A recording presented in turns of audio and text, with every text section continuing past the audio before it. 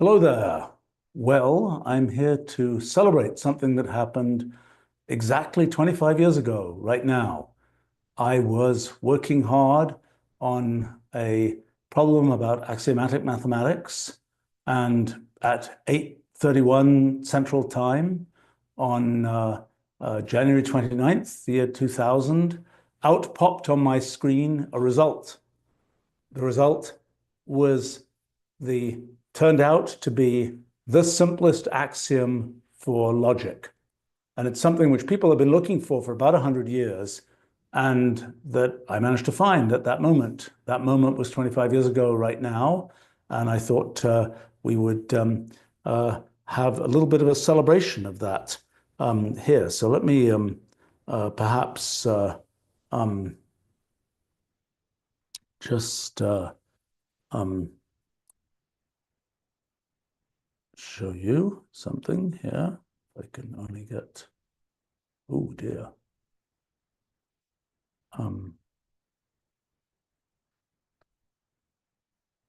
Yes, I will. I want to show you a. Oh, well, technology has advanced in that period of time, but all right, let me just see.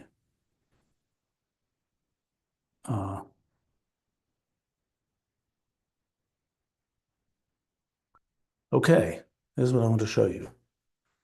This on the left is what I saw on my computer screen 25 years ago, a couple of minutes ago. And this sequence of symbolic expressions, one of them turned out to be this one here, which is the simplest axiom system for Boolean algebra. And shortly after I generated it, I found an automated proof of the correctness of that axiom. People have been trying to understand that proof for the last 25 years. Nobody's really succeeded. Just a couple of weeks ago, I wrote an analysis of the proof and why it's difficult to understand what's going on in it. And I want to talk more about that in a few minutes. But first of all, maybe I should give you a little bit of the background of what I was looking for and why.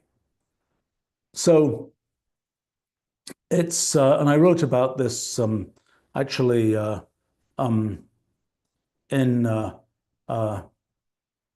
in 2018 when I was let's see. Yes. So here's the story. Logic is a foundation for many things. Question is, what are the foundations of logic itself? What do you need to generate logic itself? So in symbolic logic, the idea is that one introduces symbols like P and Q to stand for statements or propositions like, this is an interesting speech. Then one has some rules of logic that, for example, for any P and Q, not P and Q is the same as not P or not Q. Question is, where do these rules of logic come from? Well, logic is a formal system, and like Euclid's geometry, it can be built on axioms. What are the axioms? We might start with things like P and Q is the same as Q and P, not P is P, but how many axioms does one need? How simple can they be? So that was a question for a long time, until 8:31 p.m. on Saturday, January 29th, 2000, when out on my computer screen popped this single axiom. I'd already figured out that there couldn't be any simpler axiom that would give one all of logic. But and what I then discovered by automated theorem proving was that this particular axiom, the one I was showing a few moments ago, is sufficient to prove all of logic, to reproduce all of logic. We'll talk about the proof a little bit later. But maybe I should just explain something about sort of the story of logic and the story of this effort to find simple axioms for logic. So logic as a formal discipline basically originated with Aristotle, though it had precursors. But Aristotle was the one who really made logic famous in the 4th century BC. It was sort of part of his lifelong effort to catalog things. He cataloged animals, he cataloged causes. And Aristotle also wanted to catalog valid forms of arguments. And to do that, he created kind of symbolic templates for them, which basically provided the main content for logic for 2,000 years. So, and by the way, in modern times, when LLMs tried to learn how to make meaningful essays, they did something very similar to what Aristotle did. They looked through lots of things written out on the web. Aristotle obviously didn't have the web, and saw the patterns of arguments that commonly occur and pulled those out. And that implicitly learnt logic in the way that Aristotle explicitly learnt logic and found these kind of templates for when for sort of valid forms of argument. And it was in the Middle Ages, for example, people would always be kind of learning those forms of argument. They had mnemonics like Barbara, Celerant. Those are mnemonics for particular forms of sentence construction that correspond to valid syllogistic logic, valid syllogisms. All men are mortal. Socrates is a man. Therefore, Socrates is mortal. That's a particular form of syllogism. That was the kind of logic that Aristotle created. And that was kind of the structure of logic that persisted for a couple of thousand years. Well, in the 1400s, algebra was invented. And that kind of launched the idea of sort of cleaner symbolic representations of things. It wasn't, though, until 1847 that George Boole finally formulated logic in the same kind of way as algebra, with logical operations like and or being thought of as operating according to kind of algebra-like rules. So within a few years, people were basically explicitly writing down axiom systems for logic. So let me see if I can show you this.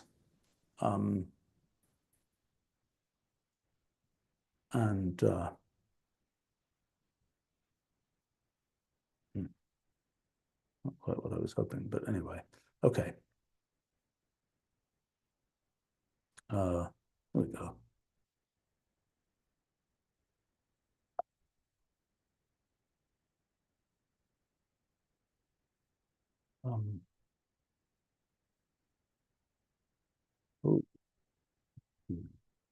Okay. Well, so this is an example of an explicit axiom system for Boolean algebra that was written down. But the question that one immediate question, that's saying things like P and Q is the same as Q and P, and so on. An immediate question was, does one really need in logic and an or a not? So in the first decade of the 1900s, several people had discovered that actually the single operation that we now call NAND is enough. So for example, P or Q can be computed as P NAND P, NAND Q NAND Q. That's equivalent to P or Q.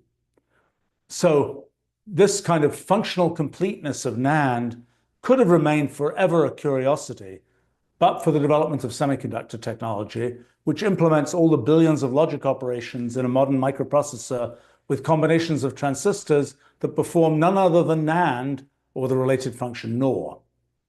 But okay, so what do the axioms of logic or Boolean algebra look like in terms of NAND?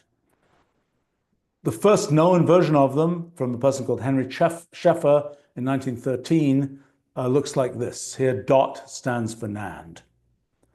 And back in 1910, Whitehead and Russell's Principia Mathematica had sort of popularized the idea that perhaps all of mathematics could be derived from logic.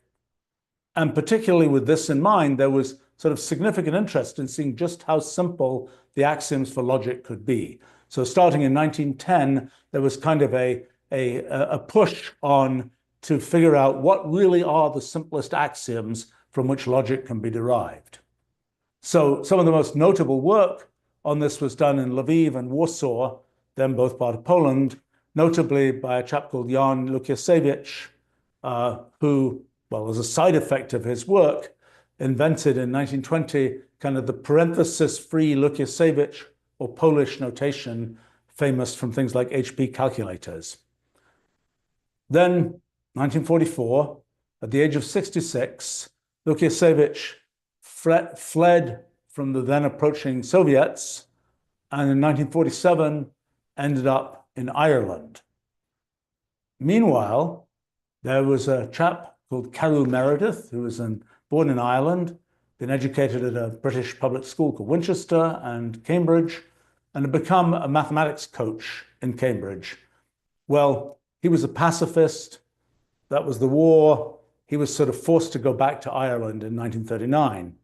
And in 1947, Meredith went to lectures by Lukiasiewicz in Dublin, which kind of inspired him, Carew Meredith, to begin a search for simple axioms, which would basically occupy most of the rest of his life. So by 1949, Carew Meredith had found this two-axiom system, and after nearly 20 years of work, he succeeded in 1967 in simplifying this just a bit to that. Question is, could it get any simpler? Meredith had been picking away for years trying to see how a NAND could be removed here or there. But after 1967, he apparently didn't get any further. He died in 1976. Though in 1969, he did find the three-axiom system, this three-axiom system. Well, I actually didn't know about Meredith's work when I started exploring axiom systems for logic. I'd gotten into the subject as part of trying to understand what kinds of behavior simple rules could produce. So back in the early 1980s, I'd made the sort of surprising discovery that even cellular automata with some of the very simplest possible rules, like my favorite Rule 30, could generate behavior of great complexity. And having spent the 1990s basically trying to figure out just how general this phenomenon was, I eventually wanted to see how it might apply to mathematics. So it's an immediate observation that in mathematics, one's basically starting from axioms, say for arithmetic or geometry or logic, and then trying to prove a whole collection of sophisticated theorems from them. But just how simple can the axioms be? Well, that was what I wanted to discover in 1999. And as my first example, I decided to look at logic, or equivalently what's called Boolean algebra.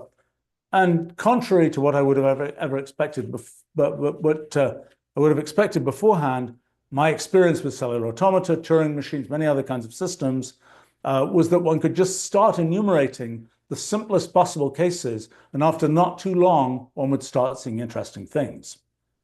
But could one discover logic this way? Well, there's only one way to tell. And so in late 1999, I set things up to start exploring what amounts to the space of all possible axiom systems, starting with the simplest one. In a sense, any axiom system provides a set of constraints, say on P.Q. It doesn't say what P.Q is, it just gives properties that P.Q must satisfy. Like, for example, you could say that P.Q is the same as Q.P.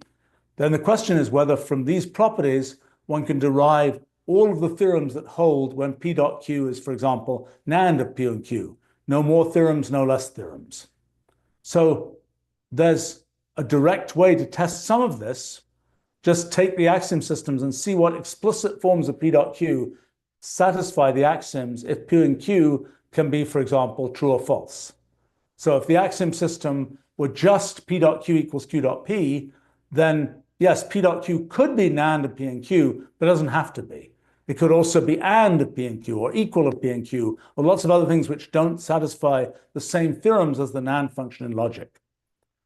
But by the time one gets to slightly more complicated axiom systems like P.Q, Q.P equals Q, one's reached the point where NAND of P and Q and basically the equivalent of norm P and Q are the only models of P and Q, of P.Q, that work, at least assuming P and Q have only two possible values.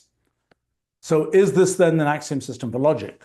Well, no, because it implies, for example, that there's a possible form of P dot Q with three values for P and Q, whereas there's no such thing for logic. For logic, there's nothing that satisfies the theorems of logic with three truth values, not the ordinary theorems of logic with three truth values.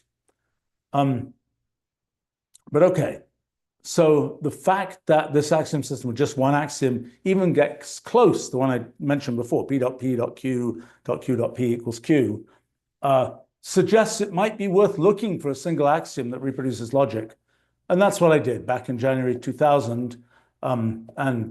It's now much easier. I could probably show you in Wolfram language in a matter of minutes, reproducing what took me quite a lot longer back in January of 2000. So it was pretty easy to find out that no axioms with three or fewer nands or dot operators could work. And actually, I know from my archives that by 5 a.m. on Saturday, January 29th, 2000, yes, I was a night owl then, I'd found that no axioms with four nands could work either. So by the time I stopped working on the morning of January 29th, 2000, a little after 6 a.m., I'd gotten 14 possible candidates with five nands. But when I started work again on Saturday evening, did more tests, every single one of those candidates with five nands failed. So, needless to say, the next step was to try 6 nands.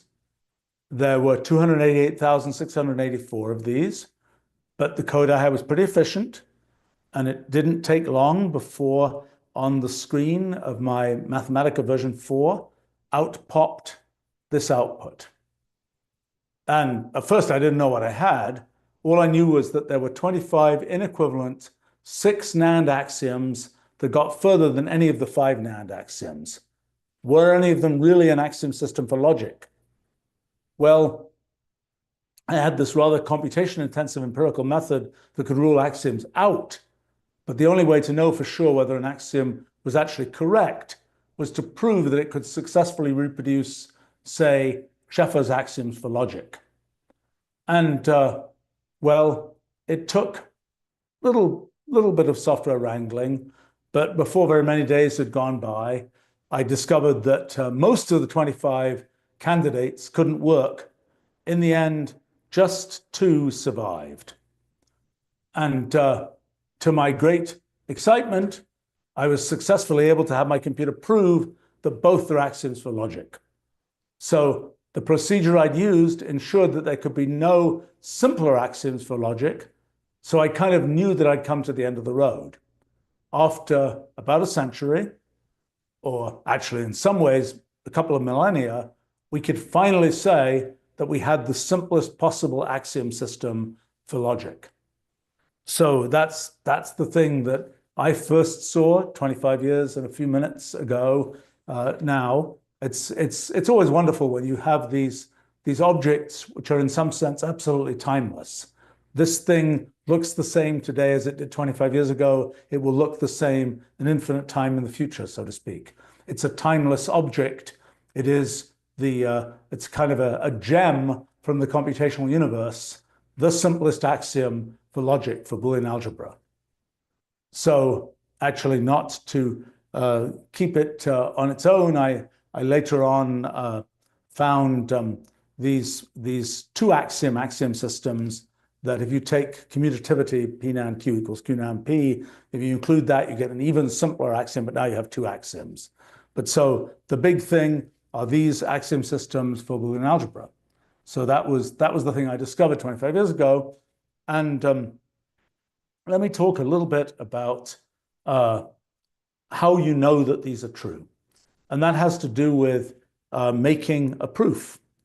And let me start to show you here what happened with that proof. So let me just see, can I get this? Here we go. Great. Right, let me see. Well, let me start off. So I want to talk about the proof of the correctness of that axiom. And let me just get this in a state where I can do things. Oh dear. All right, let's try this.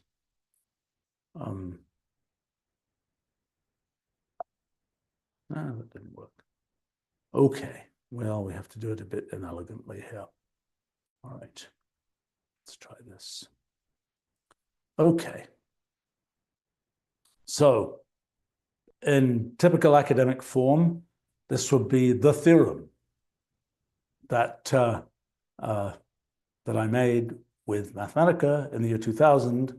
The single axiom, A dot B dot C dot A dot C dot A equals C, is a complete axiom system for Boolean algebra, and it's the simplest such axiom that's possible. So the question is, how did we prove this? Well, I used automated theorem proving, and let's take a look at what was involved there. This is the proof as I gave it in my book, New Kind of Science. It was published in 2002. You can see it's in very small print. It's in 4-point type, and it's a very long proof, 100 and something steps. And really the question is can one understand this proof? It's one thing that's interesting. This proof was found by automated theorem proving. And automated theorem proving is something that's been around since at least the 1950s. Its core methods actually haven't changed in a long time. But in the rare cases it's been used in mathematics, it's typically been to confirm things that were already believed to be true. And in fact, to my knowledge, my axiom is the only truly unexpected result that's ever been found for the first time using automated theorem proving. But so we know from automated theorem proving that the result is true, and that's interesting. But what about the proof? Does this proof, for example, show us why the result is true? Well, in a quarter of a century, nobody, including me, has ever made really much headway at all in understanding the proof. But the question is that basically inevitable, for example, as a consequence of the phenomenon of computational irreducibility that I've studied so much?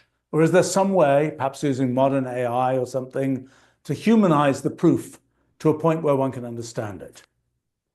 I think it's an interesting challenge that gets at the heart of what one can and cannot expect to achieve with formalized mathematics. So let me talk a bit about what I've been able to figure out about this proof and how it relates to foundational questions about what mathematics is and how it can be done. Well, I think I've been able to clarify some of the issues, but the core problem is still out there, and one can think of it as a challenge. Can one understand this proof? 25 years after it was created, can we understand this proof? Well, there's kind of the question, what do we mean by understand? I think inevitably understand has to be defined in human terms. It's something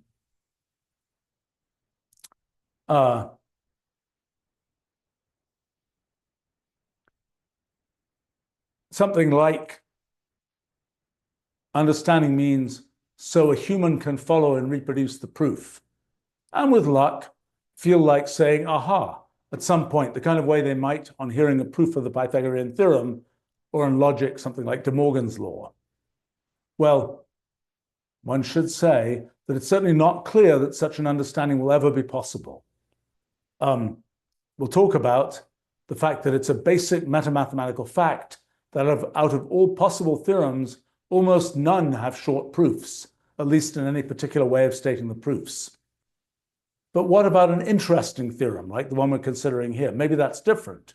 Or maybe at least there's some way of building out kind of a higher level mathematical narrative for a theorem like this that will take one through the proof in kind of human accessible steps. In principle, one could always imagine a somewhat bizarre scenario in which people could just sort of rote learn chunks of the proof, perhaps giving each chunk a name, a bit like, as I mentioned earlier, how people in the Middle Ages learnt the Barbara and Celerant syllogisms. Well, and in terms of chunks like that, there'd presumably be a human way to talk about the proof. But learning the chunks, other than as a kind of recreational or devotional activity, doesn't seem to make much sense unless there's meta-mathematical structure that somehow connects the chunks to general concepts that are widely useful elsewhere. But of course, it's still conceivable that there might be a big theory that would lead us to the theorem in an understandable way. And that could be a traditional mathematical theory built up with precise, if potentially very abstract constructs. But what about something more like a theory in natural science, in which we might sort of treat our automatically generated proof as an object for empirical study, exploring its characteristics, trying to get intuition about it, and ultimately trying to deduce the analog of natural laws that give us a human level of understanding of it. Of course, for many purposes, it doesn't really matter why the theorem is true. All that matters is that it is true and that one can deduce things on the basis of it. But as one sort of thinks about the future of mathematics and the future of doing mathematics, it's interesting to explore to what extent it might or might not ultimately be possible to understand in a human accessible way the kind of seemingly alien result that this theorem represents. Well, let's talk about sort of the proof as we know it. I first presented a version of the proof on 2 pages of my 2002 book, A New Kind of Science. I mentioned I printed it in 4-point type to make it fit. And today, generating a very similar proof is a one-liner in Wolfram language. All you do is that. And the dot, again, represents the NAND operation. So the proof, as this shows here, involves 307 mostly rather elaborate steps. So for example, here's 1 page of it out of about 30, presented in the form of a computable Wolfram language dataset. So what's the basic idea of this proof? Essentially, it's to perform a sequence of purely structural symbolic operations that go from our axiom to known axioms of Boolean algebra. And the proof does this by proving a series of lemmas, which can be combined to eventually give one what we want. These are the lemmas, printed a bit small. And the things in green are the theorems that we want that correspond to Scheffer's theorems for Boolean algebra. That's the sort of target for that we're going for Scheffer's axioms from 1913. So yes, even though these final axioms of Scheffer's are quite short, the intermediate lemmas involved in getting to that proof using our automated theorem proving system get quite long. I mean, the longest involves 60 symbols. In Wolfram language terms, it has a leaf count of 60. And let's see if I have it. Yeah, those are the Scheffer axioms. And that's the longest intermediate lemma, the longest intermediate theorem that we need in getting from our axiom system to a single axiom system to the Scheffer axioms that we know represent Boolean algebra. So it's sort of as if to get where it's going, the proof ends up having to go through the wilds of mathematical space. And indeed, someone sort of gets a sense of this if one plots the sizes of successive lemmas. And we see a few kind of waypoints indicated there in the path from the original axiom to these final results. This is showing how we get to each of those final results, going through from the original axiom through these steps in the proof. Well, here's, for example, the distribution of sizes, showing that while often these lemmas are small, there's a long tail. And if just in terms of counting, if the dot appears n times in one of these lemmas, the leaf count as recorded here will be 2n plus 3. So how are these lemmas related? Well, here's a graph of their interdependence. And the size of each dot in this picture is proportional to the size of the lemma that it represents. So zooming in on the top of this, we can see sort of more detail. We start from our axiom, then we derive a whole sequence of lemmas. And as we'll see later, we're always combining two lemmas to create a new one. We could call each of these intermediate things a theorem, but we generate so many of them that it seems more natural to call them lemmas. They're not quite as significant as full theorems, although they are mathematically just theorems. Okay, so we got a complicated proof, but how can we check that it's correct? Well, from the symbolic representation of the proof in the Wolfram language, we can immediately generate a proof function that in effect contains executable versions of all lemmas, implemented using simple structural operations. And that is, there we go. That's a piece of the proof function that you get out. And if you simply run this proof function, that's, well, that doesn't look very exciting. You simply execute this proof function. It applies all the lemmas that were specified in the proof and checks that, yep, the result comes out right. And yes, this is basically what one would do in a proof assistance system like Lean or MetaMath, except that here, the steps in the proof were generated purely automatically without any human guidance or effort. And by the way, the fact that we can readily translate our symbolic proof representation into a function that we can run provides an operational manifestation of the equivalence between proofs and programs. But let's look back at our lemma interdependence proof graph. So one notable feature of this is, that's our lemma interdependence proof graph.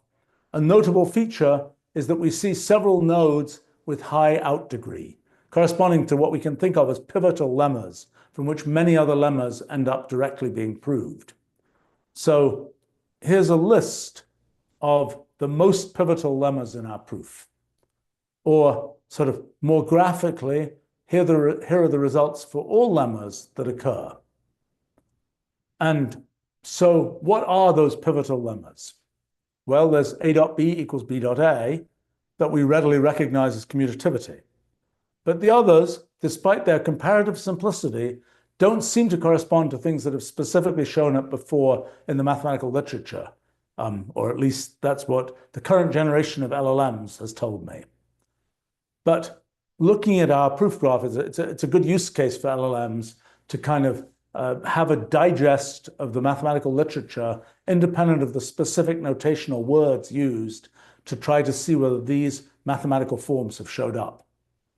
But looking at our proof graph, something we can conclude is that a large fraction of kind of the heavy lifting needed for the whole proof has already happened by the time we prove A dot B equals B dot A, the pivotal lemma of commutativity of NAND, A dot B equals B dot A. So for the sake of avoiding at least some of the hairy detail in the full proof, mostly what I'll talk about here is the proof of A dot B equals B dot A from my axiom for Boolean algebra. Well, find equational proof tells us that we can accomplish this in 104 steps. This is the proof graph that's required to do that. And the sizes of successive lemmas in what's basically a sort of a breadth-first traversal of that proof graph ends up being this. All right, well, let's talk about kind of the machine code of the proof.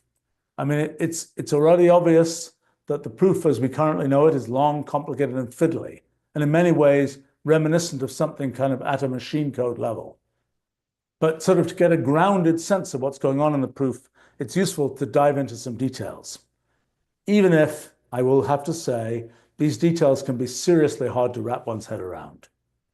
So at a fundamental level, the way the proof, say, of A dot B equals B dot A works is by starting from our axiom and then progressively deducing new lemmas from pairs of existing lemmas. In the simplest case, that deduction works by straightforward symbolic substitution. So let's say we have the lemmas, this lemma here and this lemma here. Then it turns out from those lemmas, we can deduce this lemma. So from this and this, we can deduce this. In other words, knowing that the first two lemmas hold for any A gives us enough information about dot that the third lemma must inevitably hold. So how do we derive this? Well, our lemmas, in effect, define two-way equivalences. Their left-hand sides are defined as equal to their right-hand sides, which means that if we see an expression that structurally matches one side of a lemma here, we can always replace it by the other side of the lemma. So to implement this, we can write for example, our second lemma explicitly as a rule where, let's see, to avoid confusion, we're using X rather than A here. But if we now look at our first lemma, we can see that there's a part of that first lemma, the one that's indicated with the sort of blue there, that matches the left-hand side of our rule here. X dot X dot X matches that A dot A dot A. So if we replace this part, which in Wolfram language, symbolic expression form is at position 2, 2, using the rule that we had, we then get, this gets replaced by this, which is precisely the lemma in this case that we wanted to deduce. So we can kind of summarize what happened as a fragment of a proof graph. Here we go, in which a substitution event, the node, the yellow node at the center is a substitution event node that takes our first two inputs and outputs the final lemma. So this is kind of the whole structure of what's going on. We're taking pairs of lemmas, there's a combination event, and we get another lemma coming out. It's a law of inference. We're going from two lemmas to a single lemma through this inferencing event, basically.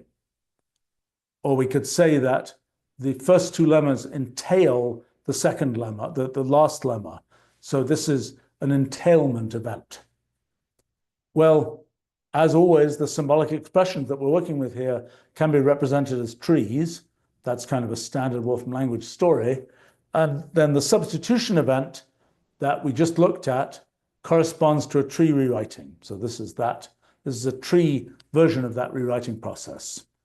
And the essence of automated theorem proving is to find a particular sequence of substitutions and so on that get us from whatever axioms or lemmas we're starting with to whatever lemmas or theorems we want to reach. Or in effect, to find a suitable path through the multi-way graph of all possible substitutions and so on that can be made. So for example, in the particular case we're considering here, this here is the graph that represents all possible transformations that can occur through a single substitution event from our original, from the original lemmas that we're working with right now. So the particular transformational path that we use to prove the thing we just showed the proof of is, should be highlighted here. But there are many, let's see, is it highlighted? No. But there are, so there's a particular path which doesn't seem to be highlighted here that goes from those first two lemmas in green to the appropriate lemma in blue that was the one we just proved. But we can see that there are many other possible lemmas that can be generated. In other words, that can be proved from the two lemmas we've given as input. So putting that another way, we can think of our input lemmas as implying or entailing all the other lemmas that we're showing here. By analogy to the concept of a light cone in physics, we can view the collection of everything entailed by given lemmas or given events as the future entailment cone of those lemmas or events. So a proof that reaches a particular lemma is then effectively a path in this entailment cone, analogous in physics to a world line that reaches a particular space-time point. So if we continue building out the entailment cone from our original lemmas, then after two substitution events, we get this. Well, there are 21 lemmas generated here, but it turns out that beyond the lemma we already discussed, there are only 3, which are highlighted there, that appear in the proof that we're studying. And these are those lemmas. Those appear, these come from two levels of the entailment cone for the particular lemmas that we started with here.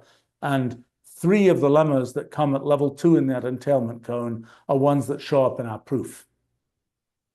So the main algorithmic challenge of theorem proving is to figure out which lemmas to generate in order to get a path from the theorem to the theorem one's trying to prove.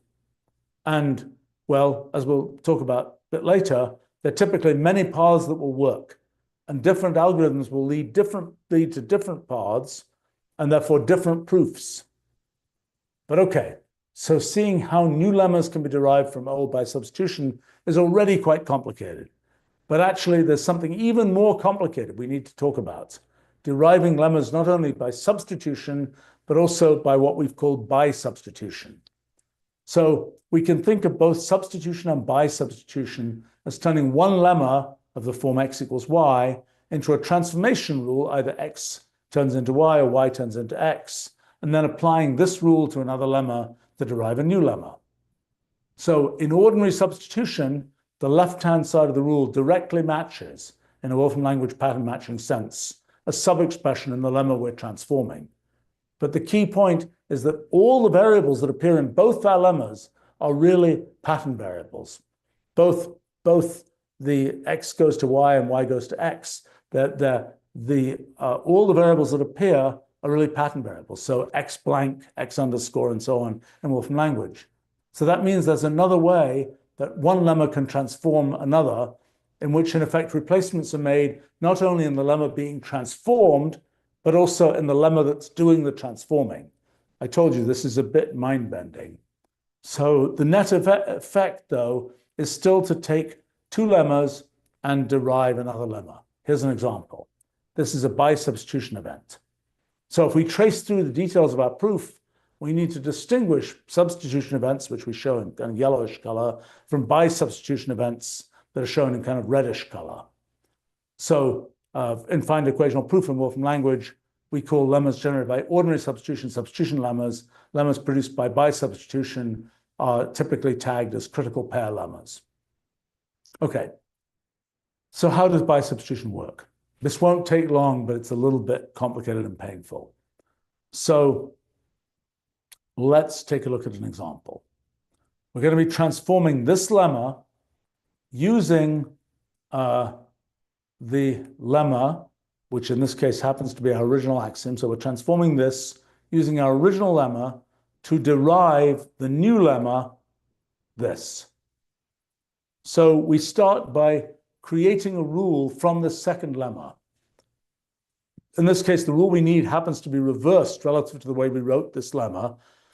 And that means in the canonical form we're using, it's convenient to rename the variables that appear. So this is all very confusing.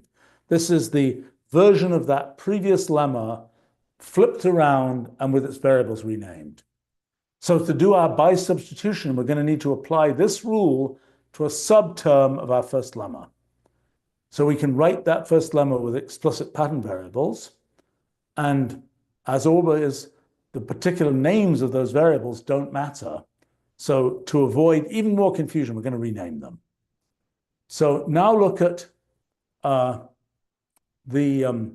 following subterm of this lemma. So take that lemma there, look at part 2112 of that expression. That's that subterm. Turns out that with appropriate bindings for pattern variables, this can be matched or unified with the left-hand side of the rule we set up. So you can, this is sort of a convenient way to find such bindings. There's a function in the Wolfram function repository that finds bindings and specifies them this way. And these bindings, things like C blank, stand only for explicit expressions like C blank, not for expressions that ordinary Wolfram language pattern C blank would match. Now, if we apply the bindings we found to the left-hand side of our rule here, and to the subterm that we picked out from our lemma, that's, let's see. I think we're not showing the right subterm here. Anyway, we can see that we get the same expression. Maybe that's actually because those expressions are the same. So that means that with these bindings, the subterm matches the left-hand side of our rule, and we can therefore replace this subterm with the right-hand side of the rule. So to see this in operation, we first apply the bindings we found to the lemma we're going to transform. As it happens, the binding for y blank is the only one that matters here. We make that transformation. Now we take this form and apply the rule at the position of the subterm that we identified. That turns into this. Renaming variables, we get this. And now we get exactly the lemma that we were trying to derive. Okay. Getting here was a pretty complicated process. But with the symbolic character of our lemmas, it's one that's inevitably possible, and so can be used in our proof. In the end, out of the 101 lemmas used in the proof, 47 were derived by ordinary substitution, while 54 were derived by substitution. Actually, the first few steps in the proof turn out to use only by substitution. So an example of that is the very first step, which effectively applies the original axiom to itself using by substitution. And yes, even this very first step is pretty difficult to follow. If we start from the original axiom, there are 16 lemmas that can be derived purely by a single ordinary substitution, effectively of the axiom into itself, resulting in the following entailment cone. So this starts from that green theorem, that was our axiom, and that entails all of the blue results that we got here. Okay, so as it happens, none of these 16 new lemmas that we get this way actually get used in the proof, in the automated proof. On the other hand, the by substitution entailment cone that looks like this, there are 24 new lemmas, and 4 of them get used in the proof. So we can see that by looking at the first level of the proof graph. Here it's sort of rotated to make it a little bit easier to see what's going on. We're starting on the left from the original axiom, and then on the right, we're sort of taking that axiom, applying it to itself by substitution, and getting these 4 new lemmas, which all actually appear in the proof. So at the next level of the entailment cone from ordinary substitution, okay, that's the next level from by substitution. Let's see. I think I mean at the next level I see it. The next level in ordinary substitution, there are 5,062 lemmas, none of which get used in the proof. But in the next level in by substitution, there are 31,431 new lemmas in pure by substitution entailment, and 13 of those lemmas shown here do get used in the proof. Well, at the next level of entailment, with another entailment event, the lemmas generated by ordinary substitution also start to get used. So here's another rendering of the first few levels in the proof graph. And going to another couple of levels, we're starting to see kind of quite a few independent chains of lemmas developing. And eventually, these independent chains of lemmas will join up when we assemble the whole proof graph here. Well, a notable feature of this proof graph is that it has more by substitution events at the top and more ordinary substitution events at the bottom. Why is that? Well, essentially, it seems to be because by substitution events tend to produce larger lemmas, and ordinary substitution events tend to produce smaller ones. And as we can see, we're plotting input and output lemma sizes for all events in the proof. So this is the 2 input sizes on the sort of x and y axes and the output size on the z-axis, and we're plotting all of the lemmas, all of the events that occur in the proof. And we can see this phenomenon that by substitution events tend to produce larger output sizes, whereas substitution events tend to produce smaller output sizes. So, in effect, what seems to be happening is that the proof has to first spread out in metamathematical space using by substitution to generate large lemmas far out in metamathematical space. Then later, the proof has to corral things back in using ordinary substitution to generate smaller lemmas. And for example, at the very end, it's a substitution event that yields the final lemma we're trying to prove here. You see that final lemma, a dot b equals b dot a, coming out of that substitution event. Earlier in the graph, there's a similar collapse to a small and rather pivotal lemma here. And as we saw, ordinary substitution can lead to large lemmas, and indeed bisubstitution can lead to smaller ones. Here's an example of bisubstitution leading to smaller lemmas, or slightly more dramatically, there are two very big lemmas that lead to a somewhat smaller lemma. But okay, so this is some of what's going on at sort of a machine code level inside the proof we have. Of course, given our axiom and the question on the operations of substitution and bisubstitution, there are inevitably a huge number of possible proofs that could be given. So the particular proof we're considering is what the Wolfram language find equational proof function gives. Actually, we'll talk about later on results from some other automated theorem proving systems. The results will be very comparable, if usually a bit lengthier than the one that Wolfram language gives.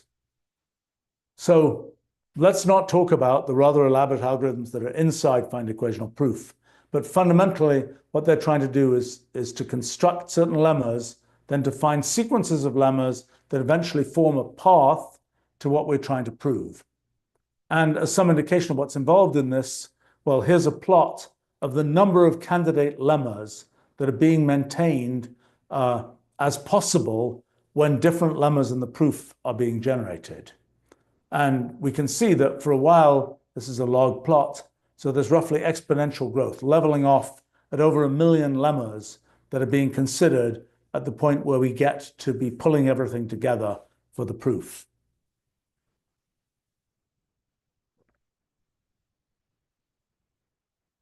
Okay, well, in what we've talked about so far, we viewed our proof as working by starting from an axiom, then progressively building up lemmas until eventually we get to the theorem we want. But there's an alternative view that's in some ways more useful in getting a more direct sort of mechanical intuition about what's going on in the proof. Let's say we're trying to prove that our axiom implies p dot q equals q dot p. Well, then there must be some way to start from the expression p dot q and just keep on judiciously applying the axiom until eventually we get to the expression q dot p. And yes, the number of axiom application steps required might be very large, but ultimately, if it's true that the axiom implies that p dot q equals q dot p, there must be a path that gets from p dot q to q dot p. Before considering the case of our full proof, let's start with something simpler. Let's assume that we've already established these lemmas here. Then we can treat these as axioms and ask a question like whether they imply this lemma here. Or in our current approach, whether they can be used to form a path from the left-hand side, a dot a, to the right-hand side, a dot, a dot, a dot a. Well, it's not too hard to see that, in fact, there is such a path. So we just apply our second lemma to a dot a. That's how, look at the two lemmas here. We apply our second lemma to a dot a to get this. But now this object has a subterm that's here, which matches the left-hand side of the first lemma. So it can be replaced by the right-hand side of that lemma, i.e. by a dot a, giving in the end the desired a dot a. So we can summarize what's going on here in this way. So we're starting off from those two, we're using those two transformations in green to go from a dot a. The first transformation goes to this. The second transformation goes from here to here. Okay, well, it'll be convenient to label the lemmas we're talking about. So we'll call our original axiom A1. We'll call our successive lemmas generated by ordinary substitution Sn, and the ones generated by bisubstitution Bn. So here's our lemma dependency graph labeled with the names of the lemmas, by substitution lemmas crowding around the top, substitution lemmas at the bottom. So when we present our proof, we can also use a green arrow going to the right to indicate that we're going to use the lemma, say when we're using the lemma x equals y, we're going to use it in the forward direction, x goes to y, and we're going to use a backward arrow in red to indicate the reverse direction, actually that y goes to x, bit of a glitch there. So with this labeling of things, the proof we just gave, which was for lemma S23, becomes this. It's using lemma S17 and lemma S20 to prove the A dot A equals A dot A dot A dot A. So each step here is a pure substitution. It requires no replacement in the rule, i.e. axiom being used. So that means it's ordinary substitution. But proofs like this can also be done with by substitution, where replacements are applied to the rule to get it into a form where it can directly be applied to transform an expression. So this is an example of using by substitution. We're actually using the original axiom in the reverse direction with by substitution to make that transformation. Okay, so how about the first lemma in our full proof? Here's the proof that its left-hand side can be transformed to its right-hand side just by judiciously applying the original axiom. Once we're applying the original axiom forwards, once we're applying the original axiom backwards. But we're establishing that the left-hand side of the lemma we're trying to prove we can go from that left-hand side to the right-hand side just by applying the axiom. So here's a proof of the second lemma that shows up. And both of these lemmas involve by substitution. So, for example, here's a proof of the first lemma in our big proof that shows up that's derived purely by ordinary substitution. That's one. Let's see, that one. What's happening here? Oh yes, that's ordinary substitution. Yes.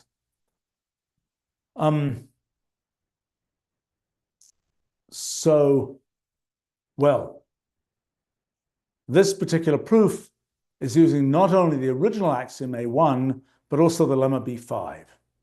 Well, meanwhile, B5 can be proved using the original axiom together with the lemma B2. Here's how that works. And but now, inserting the proof we just gave above for B2, we can give a proof of B5 just in terms of the original axiom. So recursively continuing this kind of unrolling process, we can then prove S1 purely using the original axiom. There's the proof of S1, and we see only the original axiom is used here. Well, what about the whole proof? At the very end, we have S47, in which we take S46 and S45, and we use those to prove that A dot B equals B dot A. So if we unroll kind of one step up, we get this. This is the proof of S47 in terms of other lemmas. After two steps of unrolling, we're getting this. That's S47 being proved from other lemmas, intermediate lemmas that were generated. So in principle, we could go on with this unrolling, in effect, recursively replacing each rule by the sequence of transformations that represents its proof. Typically, this process will generate exponentially longer proof sequences, but say for lemma S5, which is this one, the result is still kind of fairly easily manageable.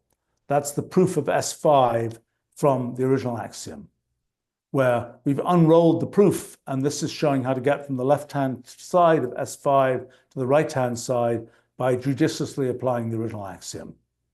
So we can summarize this result by, in effect, plotting the sizes of the intermediate expressions involved and indicating sort of what part of each expression is replaced at each step.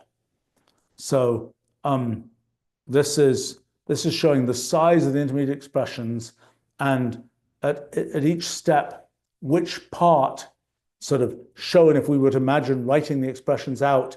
These will be sort of where on the page is the subterm that's being replaced. The forward use of the axiom is in green, the backward use is in red.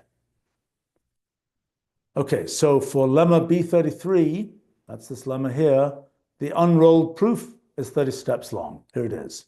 We're showing a bunch of green where the axiom is being applied in the forward direction, a bunch of red where it's being applied in the reverse direction. We kind of see the green tends to increase the lengths of expressions because it's in green, we're taking A and replacing it by some long thing. In the reverse direction, we are taking a long thing and replacing it by A, and so we'll see the size of the expressions go down. I think it's the right way around here. Yes, looks like it. Well, okay. So let's look at lemma S11.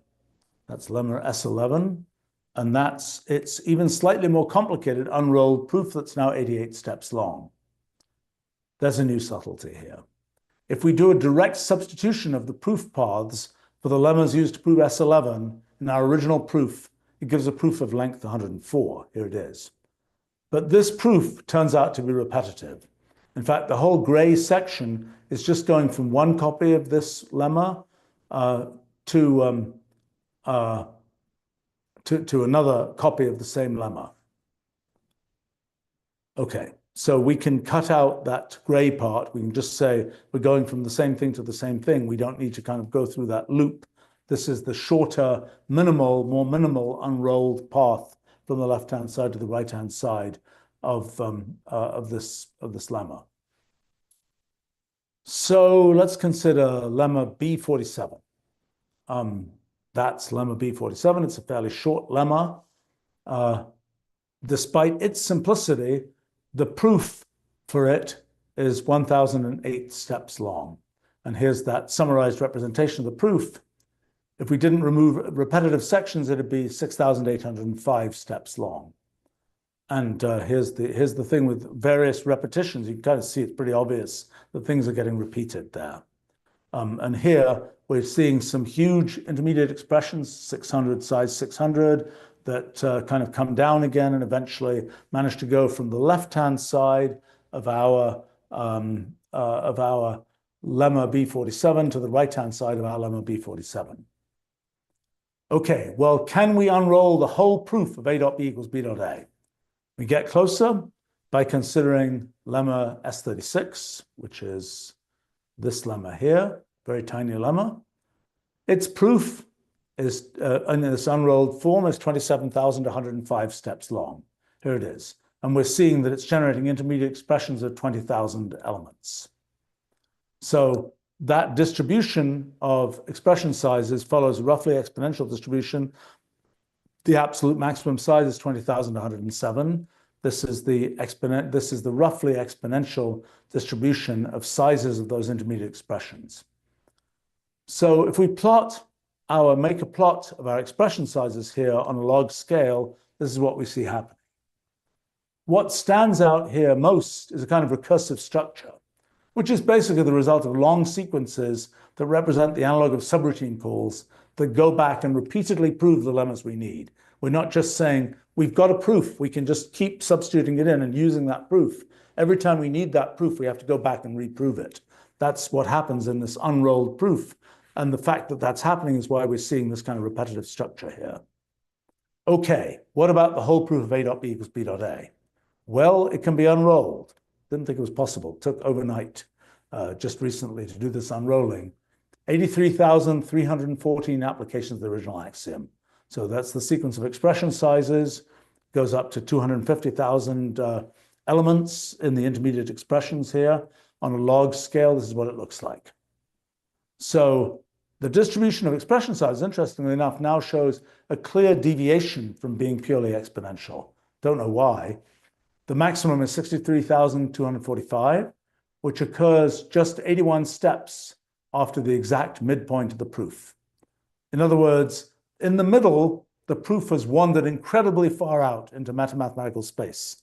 I mean, altogether, if you look at the size of expression it reaches, 63,245, there are a Catalan number of that number possible expressions of that size, or 10 to the 38,000 such expressions.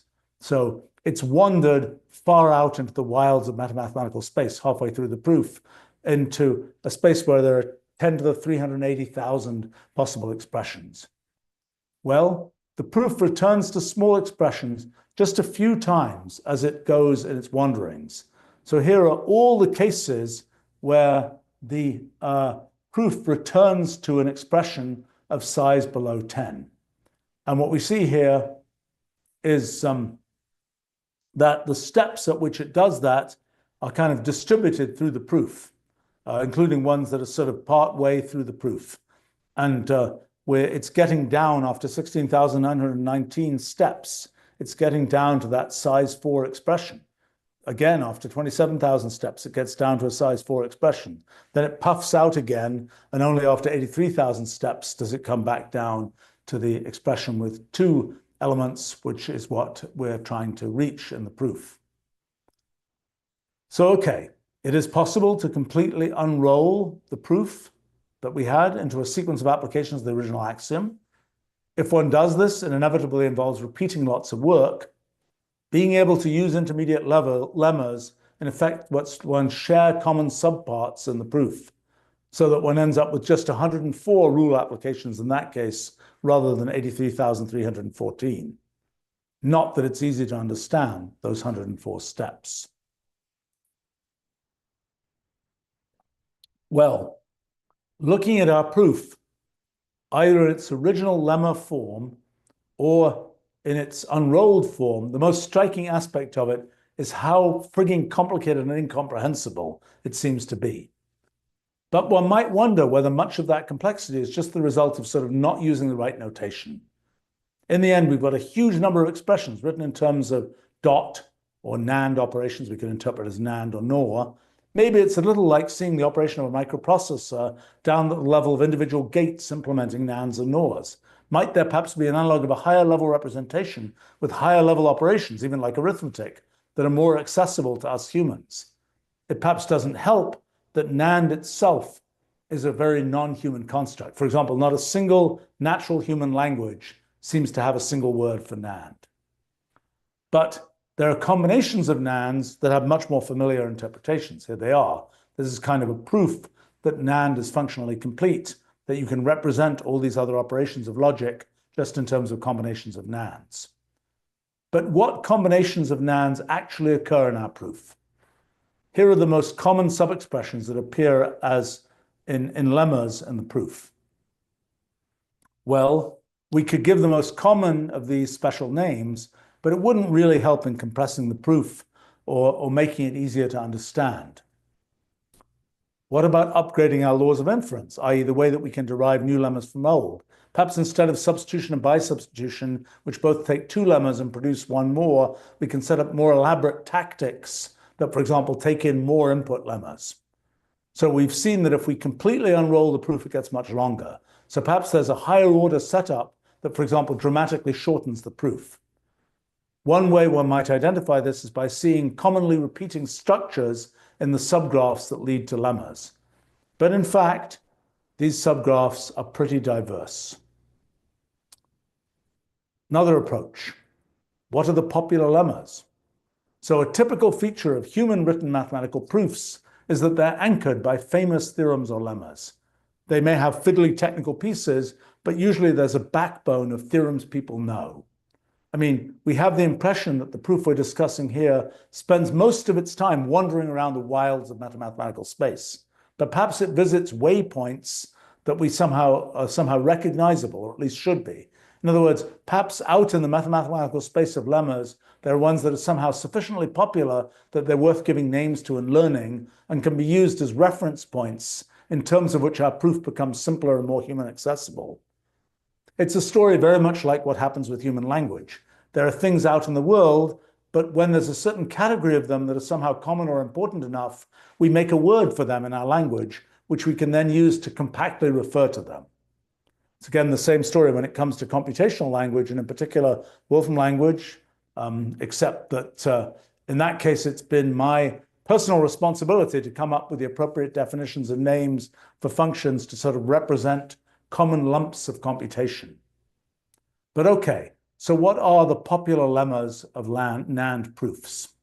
One way to explore this is to enumerate statements that are true about NAND, then to look at proofs of these statements, say found with find equational proof from our axiom, and see what lemmas show up frequently in them. So enumerating statements true about NAND, starting with the very simplest one, here's what we get. So each of these is a true statement about NANDs. So for example, we could say A equals A dot A dot A dot B. That's a statement true. If dot is the NAND operation, that statement is always true. Some of the statements here appear as lemmas in our proof. If we just start enumerating all possible true statements about NANDs, some of them show up in our proof. I highlighted the ones here which show up in our proof. So proving each of these statements from our original axiom, we can ask how difficult is it to prove each of these statements that are true about NAND from our original axiom. So we can work out how long are the proofs for, let's say, all the 1,341 distinct theorems up to leaf count 4 on each side. So this is the lengths of the proofs of all those 1,300 statements true about NAND. It's the lengths of the proofs of each of those statements found by our automated theorem proving system. So curiously enough, the histogram of this basically shows that it's a bimodal distribution, with kind of the smallest long proof theorem being this one here. Well, in aggregate, all these proofs use about 200,000 lemmas, but only about 1,200 of these are distinct. These proofs keep on using the same lemmas over and over again. We can plot which lemmas are used in which proofs, and we see that there are indeed many lemmas that are used across a wide range of proofs. So we're showing which proof they're used in across the columns here, and which lemma appears in the rows. And we're seeing that there are lots of lemmas that correspond to lines that go all the way across here that are used in a wide range of proofs. There are a few others that are special to each proof. So for example, the diagonal stripe is associated with lemmas close to the statement that's actually being proved. So if we rank all distinct lemmas from the most frequent to the least frequent, then we get the following distribution of lemma usage frequencies across all our proofs. And this is there's a log plot here of the usage frequency of lemmas across all our proofs. And I'm looking at this and I'm immediately wondering whether this is a power law and I should have worked that out. Anyway, it turns out that there's sort of a common core, which we can see at the beginning here, of usage frequency. There are 49 lemmas that are used in every single one of our 1,300 proofs. So what are those lemmas? Here's a plot of the usage frequency of lemmas against their size, with the common ones populating that top line. So at first, it might seem surprising. We might have expected that short lemmas would be the most frequent, but instead we're seeing long lemmas that always appear, with the very longest of these long lemmas that always appear being this one here. So why is this? Basically, it's that these long lemmas are being used at the beginning of every proof. They're the result of applying by substitution to the original axiom, and in some sense, they seem to be laying down a kind of net in metamathematical space that then allows more diverse and smaller lemmas to be derived. But how are these common core popular lemmas distributed within proofs? So here are a few examples. And what we see is that the common core lemmas I highlighted in red within the graphs of complete proofs. So what we see is that while the common core lemmas are always at the beginning, they don't seem to have sort of a uniform way of plugging into the rest of the proof. It doesn't seem, for example, that there's just some small set of perhaps simple waypoint lemmas that one can introduce that will typically shorten these proofs. They're not sort of plug compatible. These core lemmas and the little red pieces at the top aren't sort of plug compatible with the rest of the proof in the sense that they have a well-defined way of connecting. So if one effectively allows all the common core lemmas to be used as axioms, then inevitably proofs will be shortened.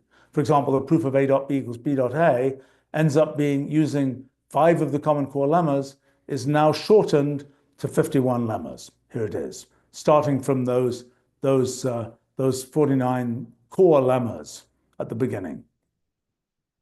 Well, still not really easier to understand. And if it's unrolled, it's still 5,013 steps. Still, one can ask what happens if one just introduces a particular recognizable lemmas as additional axioms. For example, if we include commutativity, A dot B equals B dot A, then we find that, yes, we do manage to reduce the lengths of some proofs, but certainly not all. So the blue shows the lengths of proofs without commutativity, the yellow, the lengths of proofs with commutativity. And we can see that the yellow lies below, but not necessarily much below the blue. Well, are there other pivotal lemmas that we could add? In particular, what about lemmas that can help with the length 200 or more proofs that we see here? Turns out that all of these proofs involve a particular lemma.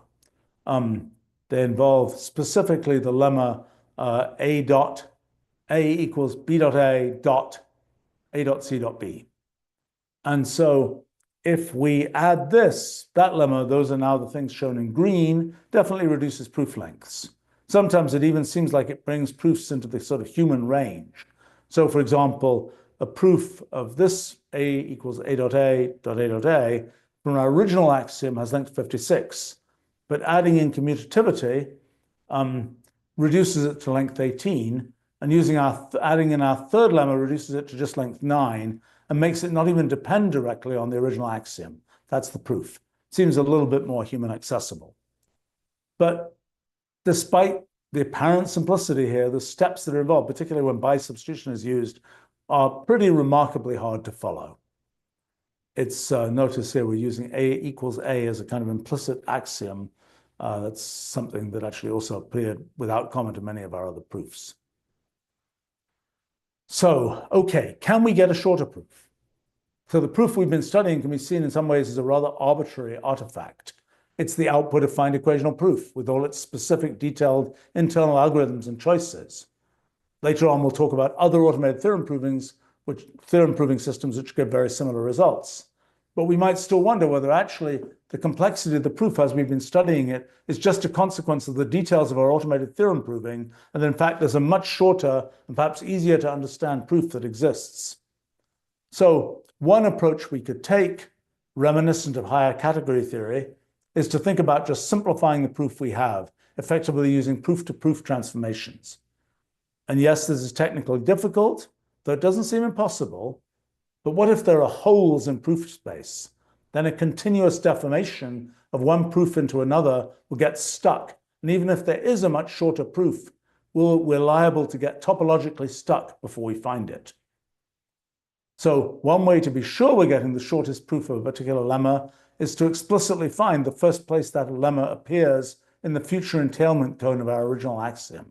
For example, we talked about before, a single substitution event leads to this entailment cone. Every lemma produced here is by construction, in principle, derivable by a proof involving a single substitution event.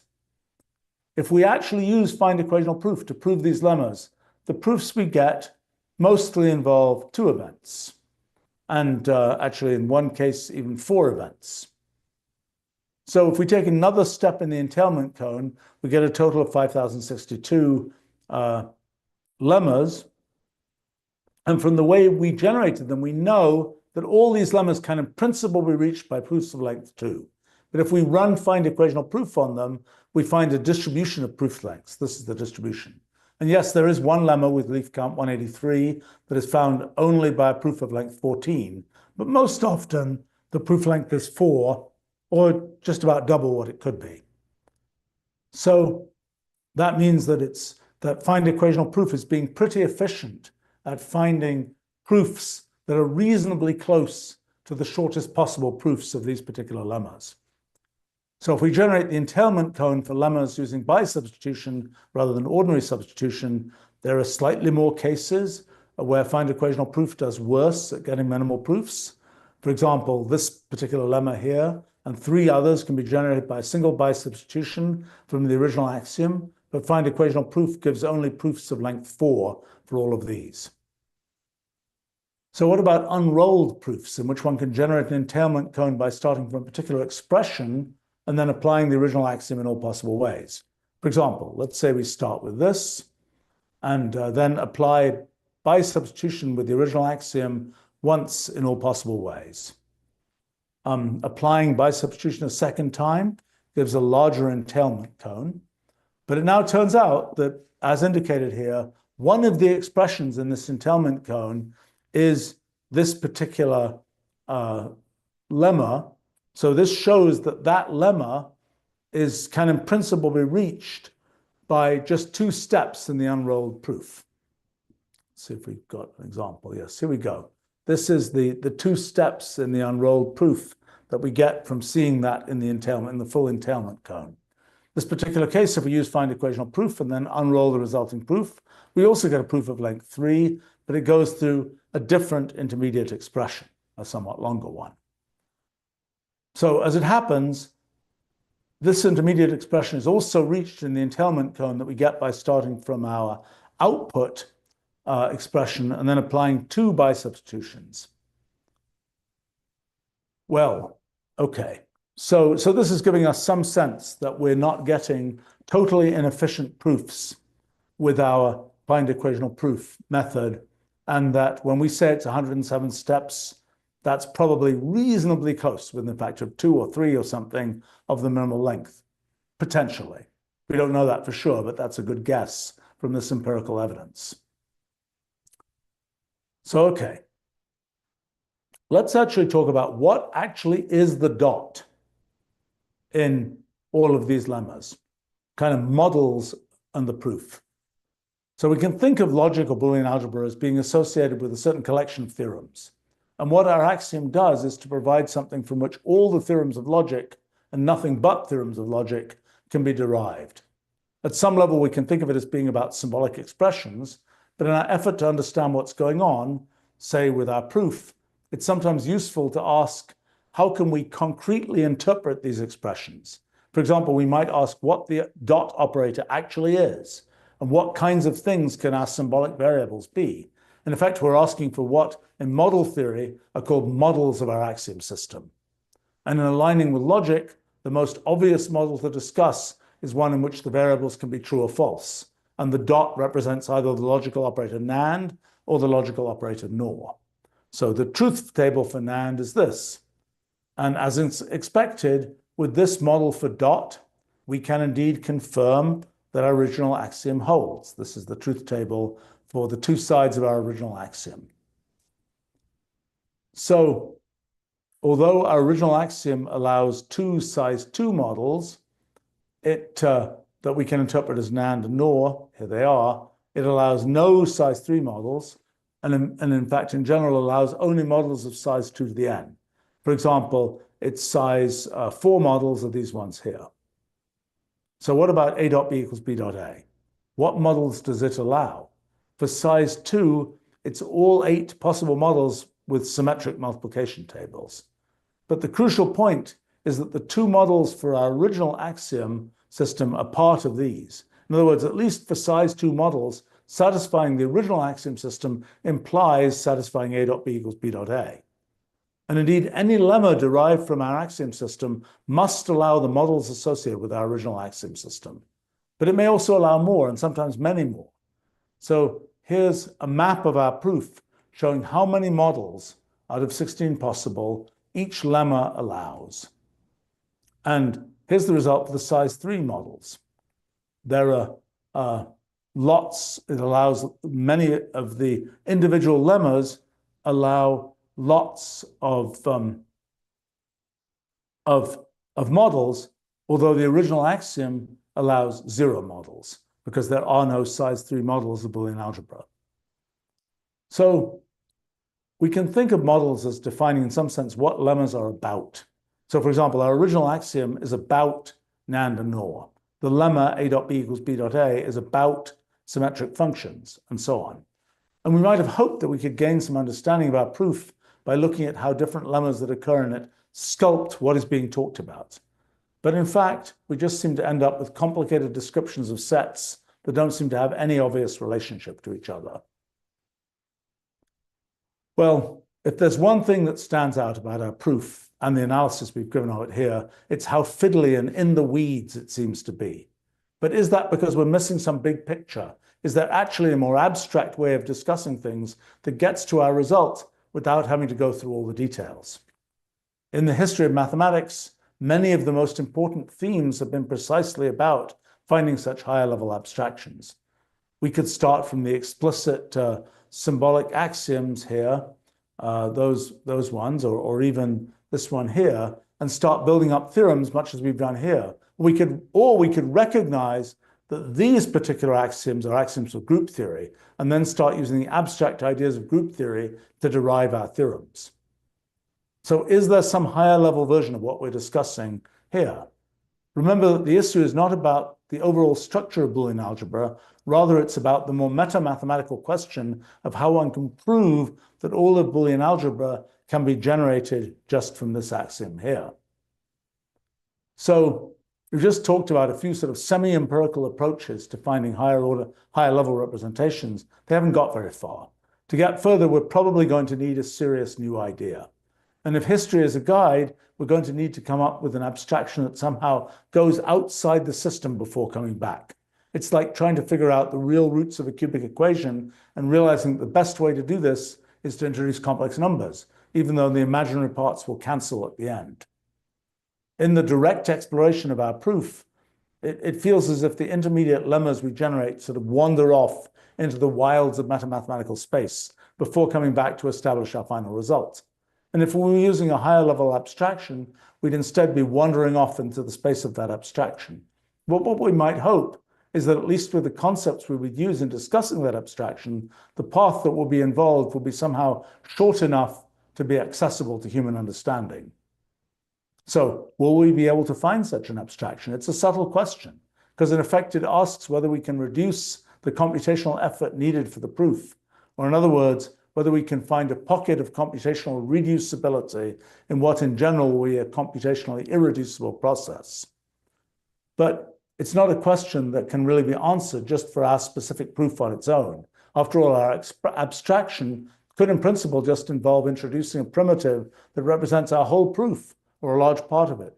But to make it what we can think of as a real abstraction, we need something that spans many different specific examples, and in our case, likely many axiomatic systems or symbolic proofs.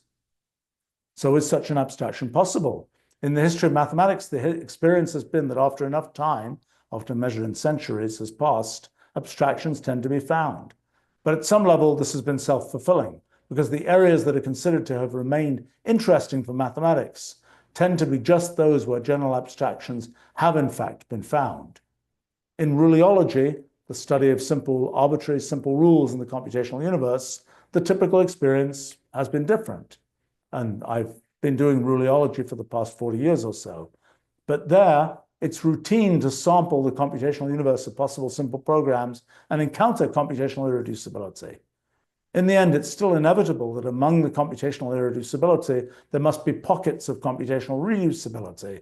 But the issue is that these pockets of computational reusability may not involve features of our system that we care about.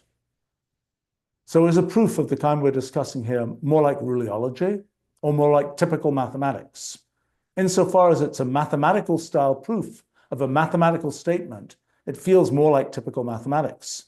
But insofar as it's something found by the computational process of automated theorem proving, it perhaps seems more like ruleology. Well, what might a higher abstraction for it look like? Figuring that is probably tantamount to finding the abstraction, but perhaps one can at least expect that in some ways it will be meta-mathematical and more about the structure and character of proofs than about their content.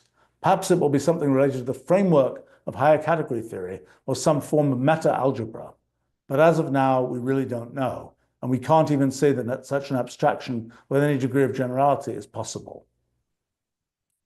Okay, well, we live in modern times. So let's talk about LLMs to the rescue. So the unexpected success of LLMs in language generation and related tasks has led to the idea that perhaps eventually systems like LLMs will be able to do everything, including, for example, math. We already know, not least thanks to Wolfram language, that lots of math can be done computationally, but often the computations are hard, and as in the example, the proof we're discussing here, incomprehensible to humans. So the question really is, can LLMs humanize what has to be done in math, turning everything into human accessible narrative? And here our proof seems like an excellent, if challenging, test case. But what happens if we just ask a current LLM to generate the proof from scratch? It's not a good picture. Very often the LLM will eagerly generate a proof, but it'll be completely wrong, often with the same kind of mistakes that a student somewhat out of their depth might make. So here's a typical response where an LLM simply assumes that the dot operator is associative, which it isn't in Boolean algebra, then produces a proof that on first blush looks at least vaguely plausible, but in fact is completely wrong. So coming up with an explanation for what went wrong is basically an exercise in LLM psychology. But in a first approximation, one might say the following. LLMs are trained to fill in what's typical, where typical is defined by what appears in the training set. But absent some recent Wolfram language and Wolfram alpha-based technology of ours, what's been available as a training set has been human-generated mathematical text, where yes, operators are often associative and typical proofs are fairly short. And in the psychology of LLMs, an LLM is much more likely to do what's typical than to rigorously follow the rules. If you press the LLM harder, then it might just abdicate and suggest using the Wolfram language as a tool to generate the proof. So what happens if we do that? Then feed the finished proof to the LLM and ask it to explain. Well, typically, it just does what LLMs do so well and writes an essay. So yes, it does fine in generally framing the problem, but not on the details. And if you press for details, it'll typically eventually just start parroting what was given as input. How else might we try to get the LLM to help? One thing I've certainly wondered is how the lemmas in the proof relate to known theorems, perhaps in quite different areas of mathematics. It's something one might imagine one will be able to answer by searching the literature of mathematics. But for example, textual search won't be sufficient. It has to be some form of semantic search based on the meaning or symbolic structure of lemmas, not their fairly arbitrary textual representation. A vector database might be all one needs, but one can certainly also ask an LLM. And it's not extremely helpful, I'm afraid, though charmingly it correctly identifies the source of our original axiom as probably a Wolfram axiom here somewhere. And well, I've tried similar queries for a whole set of lemmas across a whole variety of LLMs with a variety of RAG systems. Often the LLM will talk about an interpretation for some lemma, but the lemma isn't actually present in our proof. But occasionally the LLM will mention possible connections, band theory, left distributed operations in quandles, Mufang loops, though so far none have seemed to quite hit the mark.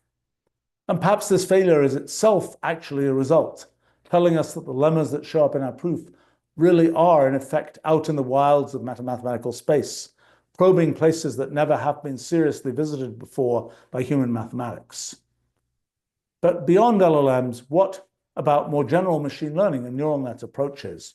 Could we imagine using a neural net as a probe to find exploitable regularities in our proof? It's certainly possible, but I suspect that the systematic algorithmic methods we already talked about for finding optimal notations, popular lemmas, and so on will tend to do better. I suppose it will be one thing if our systematic methods had failed to even find a proof. Then we might have wanted something like neural nets to try to guess the right paths to follow.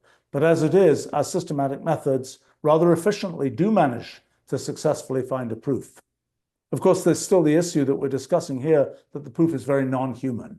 And perhaps we could imagine that neural nets and so on, especially when trained on existing human knowledge, could be used to form concepts that would help us humans to understand the proof. We can get at least a rough analogy for this for how this might work by looking at visual images produced by a generative AI system trained from billions of human selected images. There's a concept, like a cube, that exists somewhere in the feature space of possible images. But around that concept, there are other things out in interconcept space that we don't, at least yet, explicitly have words for. And it'll presumably be the same for math, though harder to represent in something like a visual way. There'll be existing math concepts, but these will be embedded in a vast domain of mathematical interconcept space that we humans haven't yet colonized. And what we can imagine is that perhaps with the help of neural nets and so on, we can identify a limited number of points in interconcept space that we can introduce as new concepts that will, for example, provide useful waypoints in understanding our proof. You know, it's a common human urge to think that anything that's true must be true for a reason. But what about our theorem? Why is it true? Well, we've seen a proof, but somehow that doesn't seem satisfactory. We want an explanation we can understand. We want to know that in general we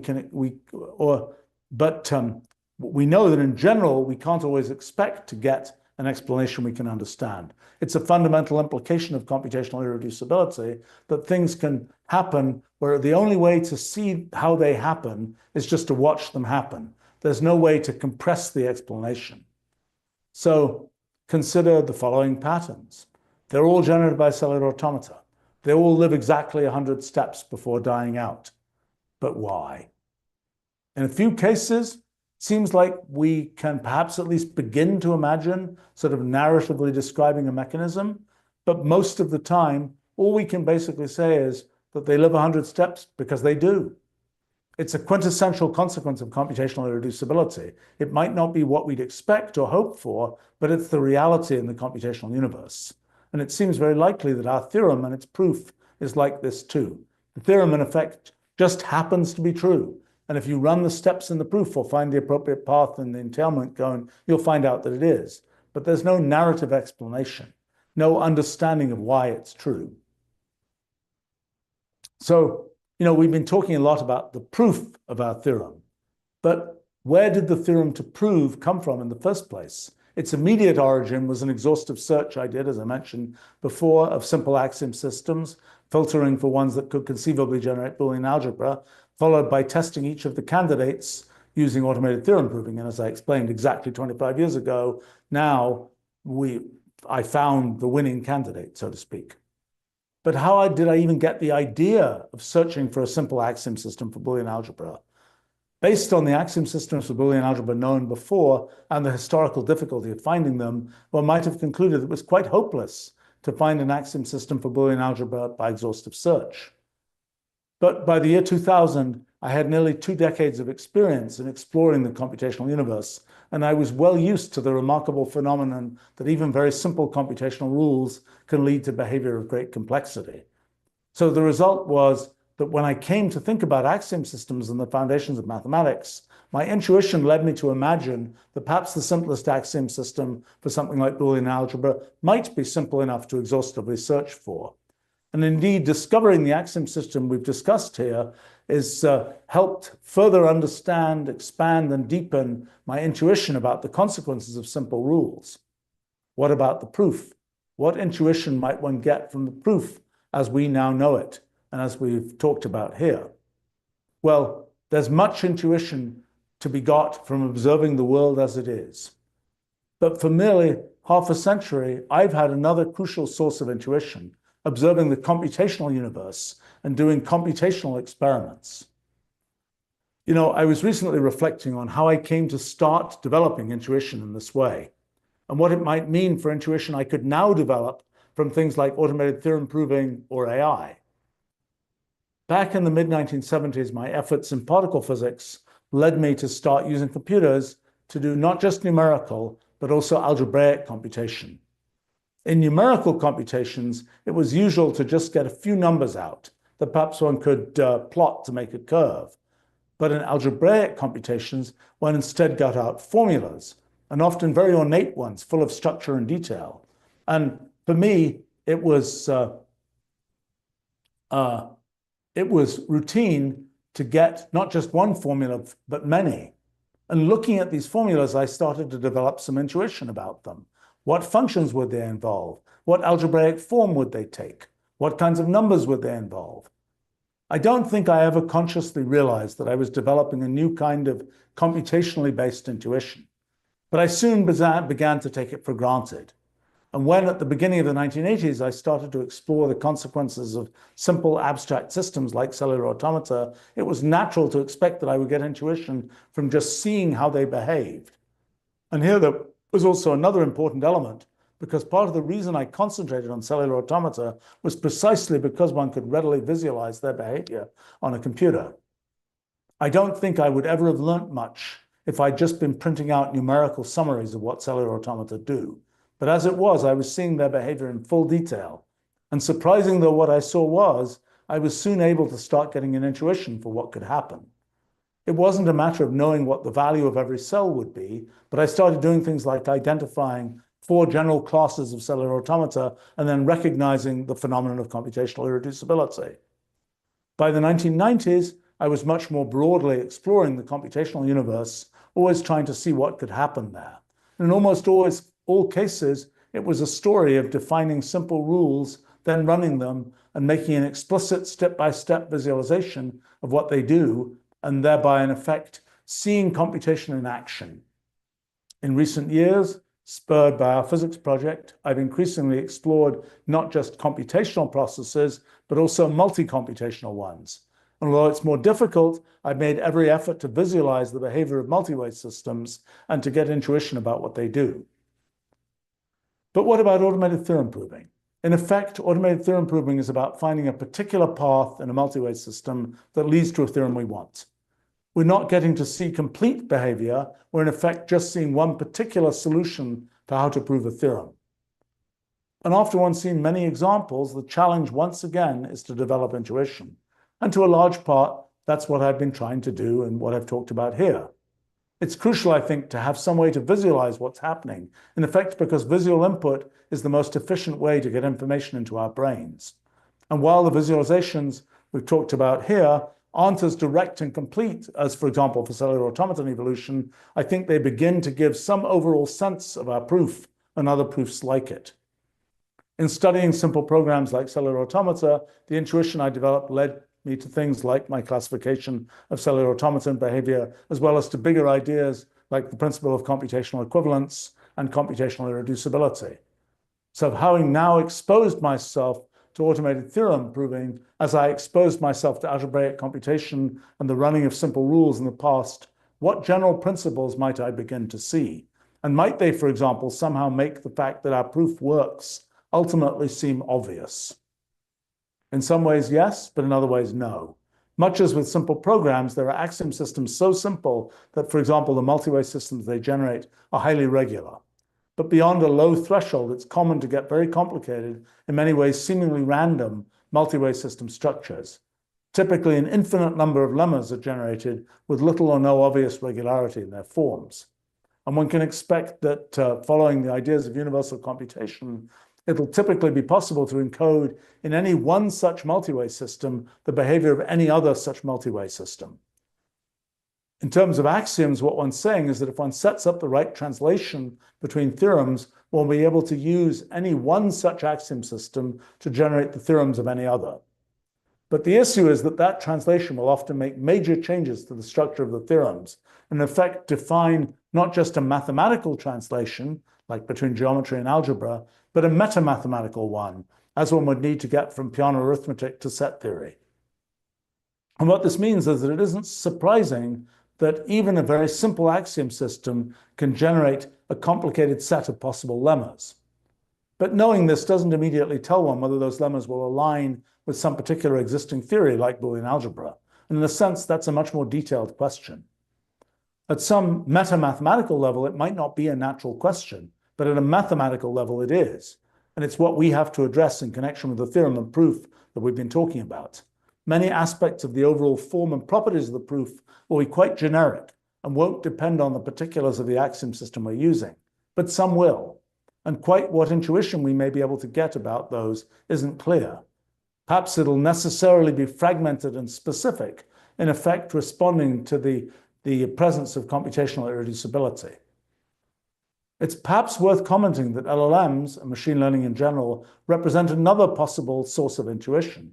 That intuition may well be more about general features of us as observers and thinkers, but such intuition is potentially critical in framing just what we can experience, not only in the natural world, but also in the mathematical and metamathematical worlds. And perhaps the apparent impotence of LLMs when faced with the proof we've been talking about already tells us something significant about the nature of mathematical observers like us. So let's talk about what it means for the future of mathematics.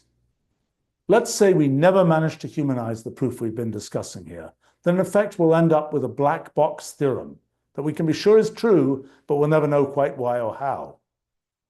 What would that mean for mathematics? Traditionally, mathematics has tended to operate in a white box kind of way, trying to build narrative and understanding along with facts.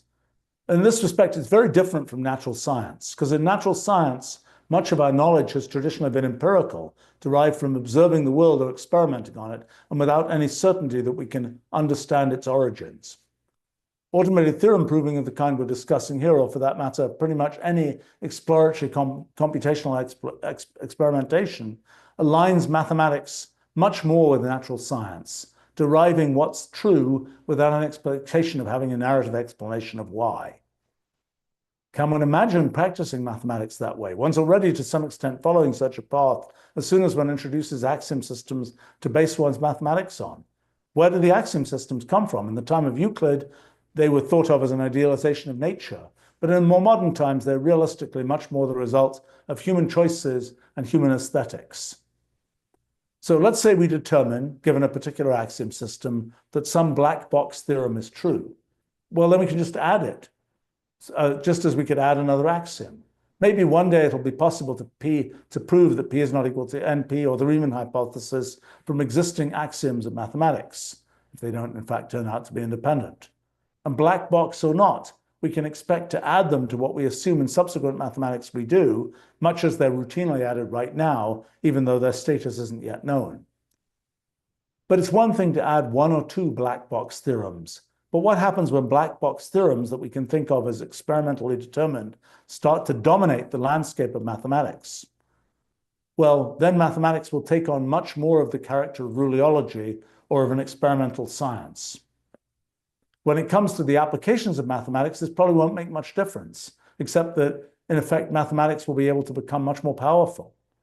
But the inner experience of mathematics will be quite different and much less human. If one indeed starts from axioms, it's not at the outset obvious why everything in mathematics should not be mired in the kind of alien-seeming metamathematical complexity that we've encountered in talking about our proof here. But what I've argued elsewhere in my work on metamathematics and the physicalization of mathematics is that, in fact, our experience of doing mathematics is not a reflection of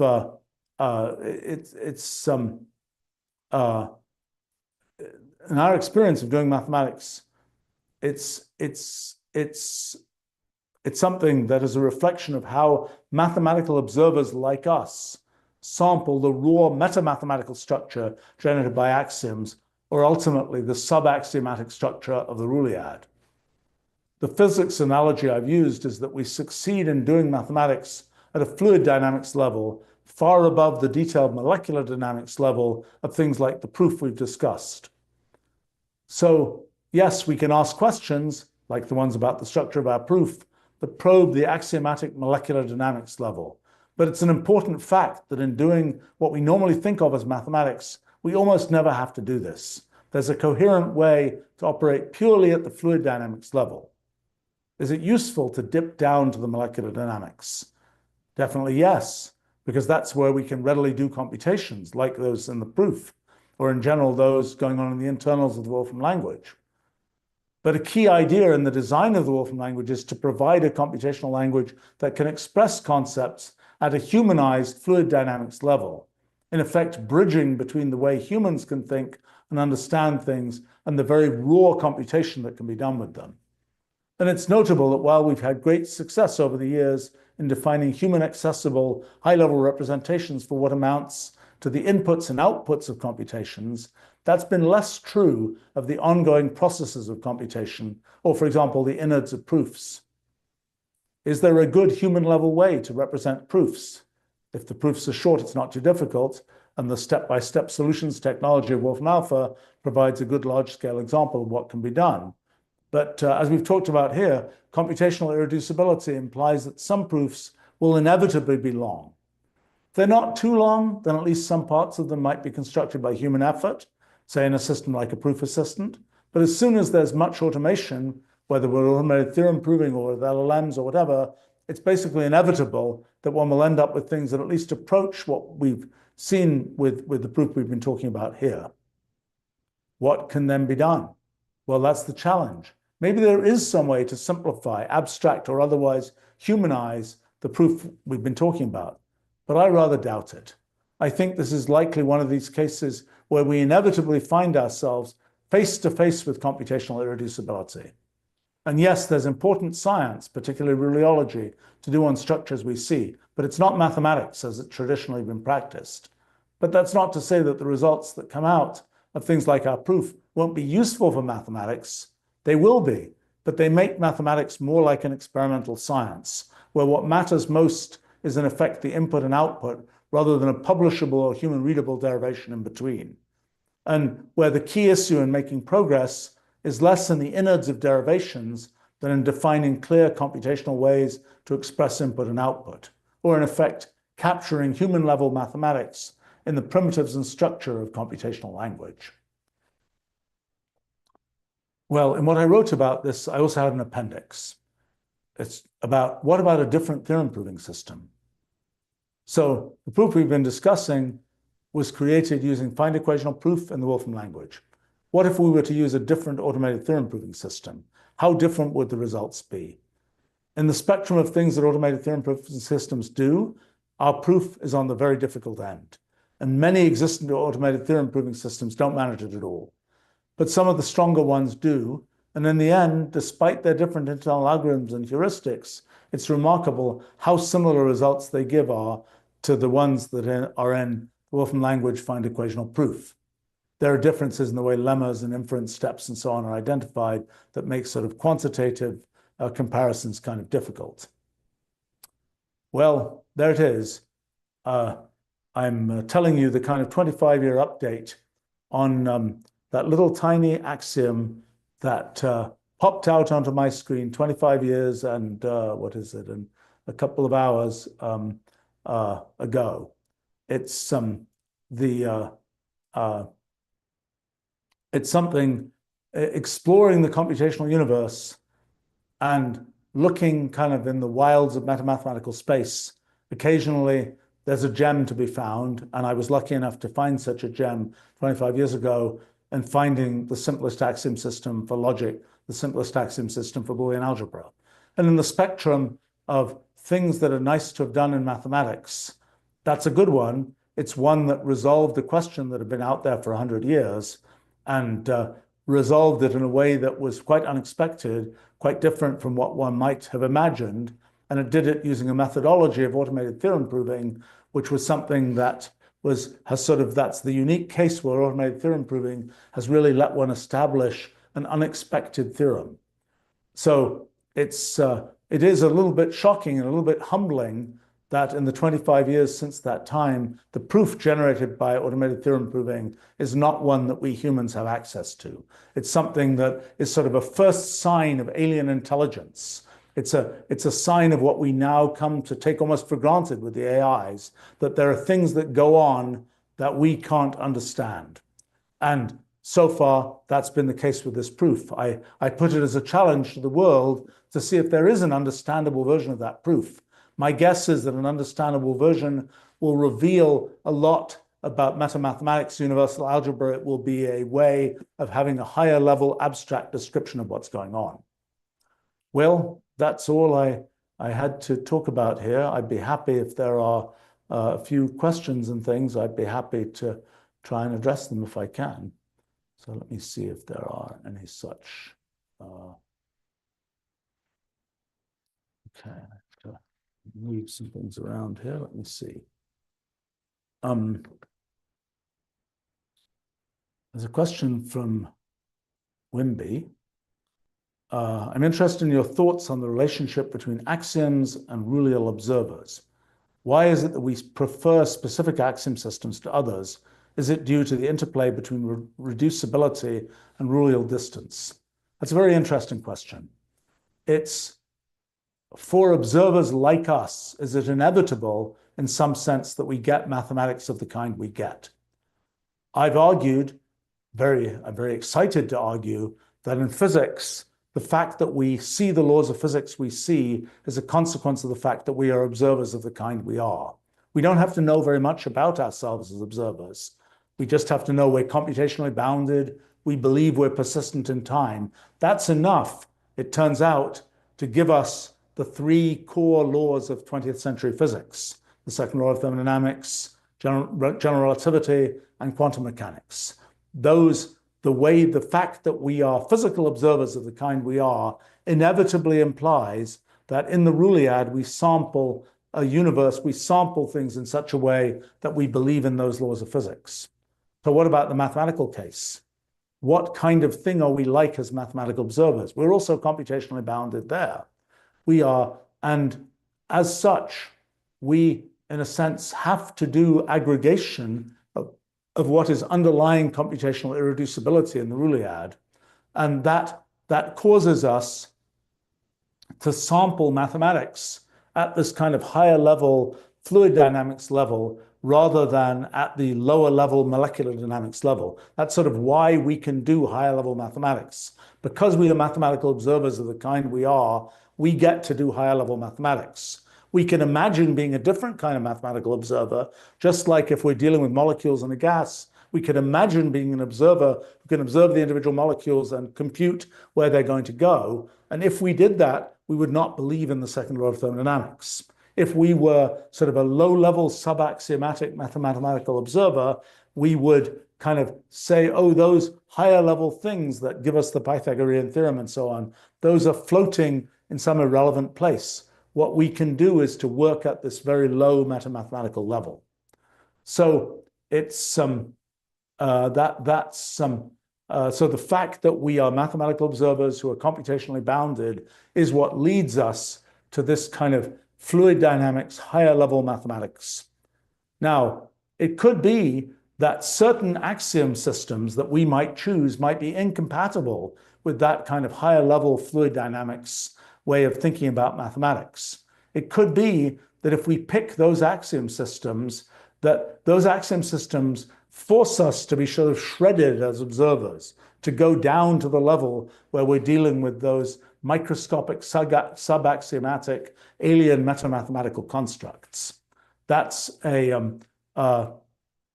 possibility. One of the things that's interesting in an area like set theory, where it's kind of not clear which axioms you should assume, which you should not.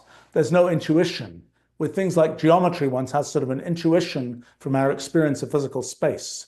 In the case of arithmetic, one has sort of an intuition from our experience with integers about what axioms one should assume are true. But in set theory, particularly in dealing with infinite sets, that's really not the case. So for example, the continuum hypothesis that says that there's sort of nothing in between kind of the exponential of the rationals and the reals is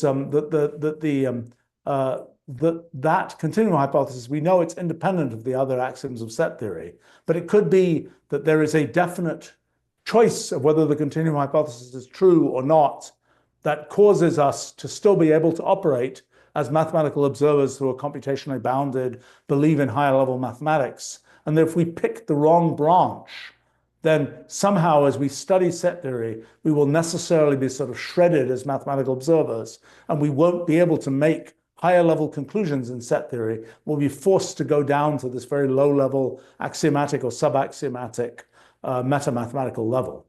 So I think it's a very interesting question to what extent the nature of us as mathematical observers causes us to see the mathematics we see and to have the axioms we have.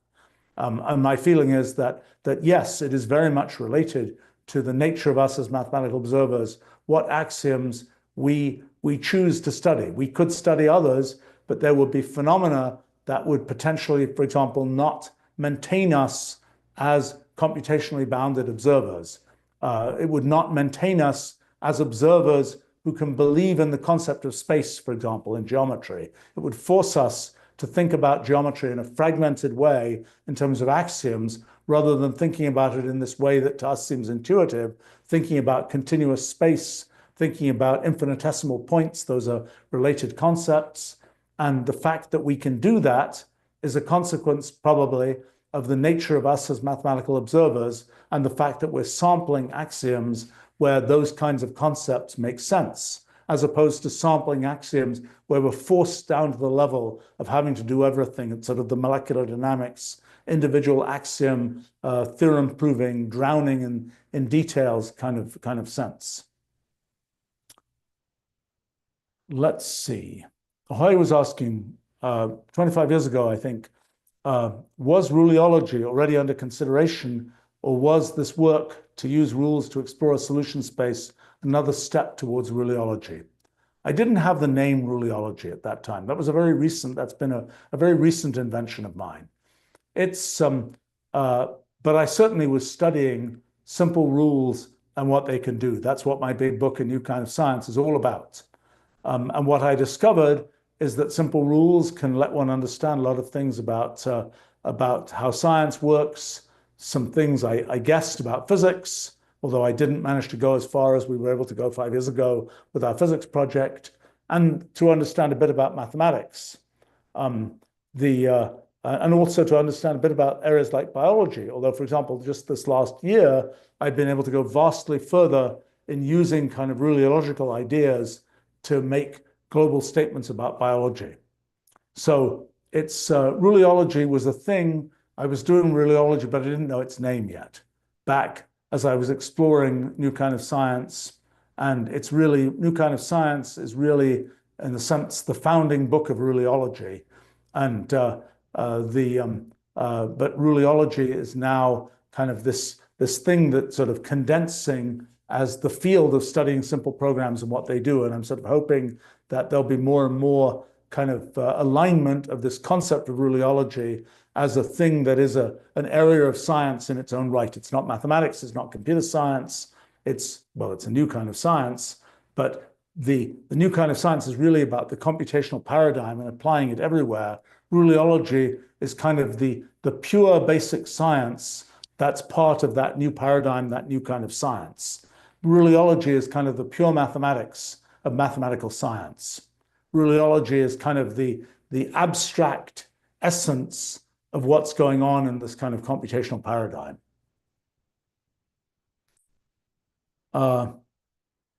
Serge is asking, can you use the same kind of framework to find out what are the simplest components to form life? Well, good question. I've been looking a little bit at that recently. We have to define what we mean by life, and I'm sort of getting closer to that. I've studied quite a lot recently, kind of biological evolution, and I've been very surprised that it's possible to get such an understanding of biological evolution in terms of kind of ruleological approaches. When it comes to what's the essence of life, what is the essence of life? What is it that sort of distinguishes life from non-life? Is it purely historical, that we have particular molecules, or is it something more about this kind of bulk orchestration of processes? And maybe bulk orchestration is just in the eye of the beholder. Maybe to the aliens, something else might have sort of the depth of bulk orchestration that we associate with life. But to us, life is the thing that has all of that bulk orchestration of moving molecules around in just such a way that one achieves the particular things one achieves and so on. To describe what it means to have purposes is to really reflect on what the observer is getting out of what they're seeing. But to this question of, can one start sort of enumerating possible simple rules and see to what extent they achieve kind of bulk orchestration and so on? Yes, one absolutely can do that. And some things I've studied a couple of years ago now about the second law of thermodynamics, I was starting to see what I called the mechanoidal phase of matter. It's not a liquid, it's not a gas, it's not a solid, it's something in between where all those different processes that are going on seem to have a mechanism. they seem to have sort of be orchestrated in some way. And I think that's related to what we're seeing in life. And it's an interesting question, and I look forward to exploring it actually, to try and see both at an abstract level, what does it take to sort of achieve human perceptible bulk orchestration? And then what happens at the actual level of chemistry in doing that? It's rather easy. In a sense, making a proof is like making a chemical synthesis pathway. The axioms define particular moves that you can make with chemicals. The proof is a particular path that applies particular chemical moves, so to speak, to synthesize a particular chemical. Well, chemistry is awkward because when one's doing these proofs, it's sort of pure computation. It's just, does this particular thing manage to substitute into that particular thing? The graph of whether one molecule can fit and can substitute into another molecule, that's very much like the kinds of abstract proofs we've been talking about. But then there's the pesky fact that actual molecules have energy levels and shapes and so on. And it's a difficult thing to know whether those actual molecules, which can in principle fit in this or that way, actually do, and do so with reasonable rates and so on in actual chemical reactions. So I think we're going to be able to get, I hope, somewhat further in sort of the abstract question of what does it take to achieve the kind of bulk orchestration that we seem to associate with life. I tend to believe that there's aspects of that bulk orchestration which aren't well captured by, for example, chemistry. Chemistry is really about what's the concentration of this chemical or that chemical. Bulk orchestration is really about sort of how do all these molecules, individual molecules, kind of align themselves in this or that way, both in space and in time and in causation of what molecule interacting with what other molecule. When does that molecular interaction event have a causal effect on another molecular interaction event? That's kind of what we're looking for there. And I'm sort of, it's a project. Well, I've got a big list of projects to do next. I'm just finishing one about the foundations of medicine, which I hope to be putting out fairly soon. And yeah, Origin of Life is one that's on the docket to come soon, although it's vying with the experimental implications of our physics project, which I really want to pursue. I want to be able to get to know how do we turn the telescope in some direction and see evidence of the discreteness of space, the hypergraphs that form the underlying structure of space. It would be just so cool to be able to see that very unexpected physical phenomenon. It may not be that we have to turn a telescope today to look at something that we've never looked at before. In fact, I think it's vastly more likely that somewhere in the literature of physics, there are results that already exist that might have been known for 50 years, 100 years, that have been sort of unexplained and seem anomalous and mysterious, which when we apply our models suddenly say, oh yes, that's how it works. That's what happened, for example, with Brownian motion and the discovery of the discreteness of matter with molecules. Brownian motion had been discovered 70 years before its interpretation in terms of the discreteness of molecules was understood. Let's see. Well, let's see. John asks, what can we take from LLM methods? Well, as I said, I think LLMs are very human in some sense. They're doing human-like things. Doing this kind of automated theorem proving is very non-human-like. It's very alien for humans. So I think that it's a very, in a sense, I'm not confident that LLMs will help very much. What I think they could potentially help with is connecting this sort of alien structure to things which are humanizable. You know, it's an interesting question to what extent LLMs can do things that are beyond what we humans do, because LLMs, in a sense, have an architecture that's vaguely similar to the architecture of our brains. So it's sort of unsurprising, and the principle of computational equivalence makes it even less surprising that neural nets and so on, and LLMs, can do things that are vaguely like what our human brains do. Our human brains are really bad at doing these very computationally irreducible, sort of tall structures built from many, many steps. But it's sort of a question of, and I studied this actually, I wrote a piece about can AI solve science, maybe 10 months ago or something now, and in which I studied this question of could LLMs just sort of jump ahead, prove theorems not by automated theorem proving, but just by saying, oh, I know what's true. Well, when there's a lot of kind of human support for that, when there's a lot of mathematical literature, you're just putting the pieces together from the mathematical literature, yes, they can potentially do that. When it's this irreducible chain, I don't think they stand a chance. I think that the kind of methods that we're using for automated theorem proving are just ridiculously efficient relative to kind of let's try and putter around as humans, out in the wilds of mathematical space. We're routinely dealing with, 10 to the 38,000 possibilities. That's not human level. And the way we make it human level is by having something where we have a human narrative that captures those kinds of things. There are places where we might say, well, if we enumerate all the possibilities, we have a gazillion things. For example, in writing prose, we might say if we enumerate all possible sentences, there are a zillion sentences, which we imagine monkeys typing on typewriters for a really long time will eventually write, Hamlet or something. But that's something where the kind of the humanized Shakespeare is much easier for us to understand than the monkey somewhere out in the future, exponentially larger universe, somewhere out in the Ruliad generating Shakespeare, not sort of connected to human understanding. Well, I think I should probably wrap up there, but thank you for joining me for my celebration, so to speak, of my quarter-century anniversary of the discovery of the simplest axiom for Boolean algebra, simplest axiom for logic. I enjoy it. I find that axiom it's a little sort of gem from the computational universe, and it's really I feel very fortunate to happen to be the person who got to pick that gem off the ground, so to speak, in the computational universe. And it's something where it's a very satisfying thing. It's a thing where I feel like it's still something that is sort of an alien fact. One of the points of trying to understand this proof and humanize this proof, see to what extent we can pull that proof into something humanized, is to really get a clearer understanding of the significance of this little gem from the computational universe.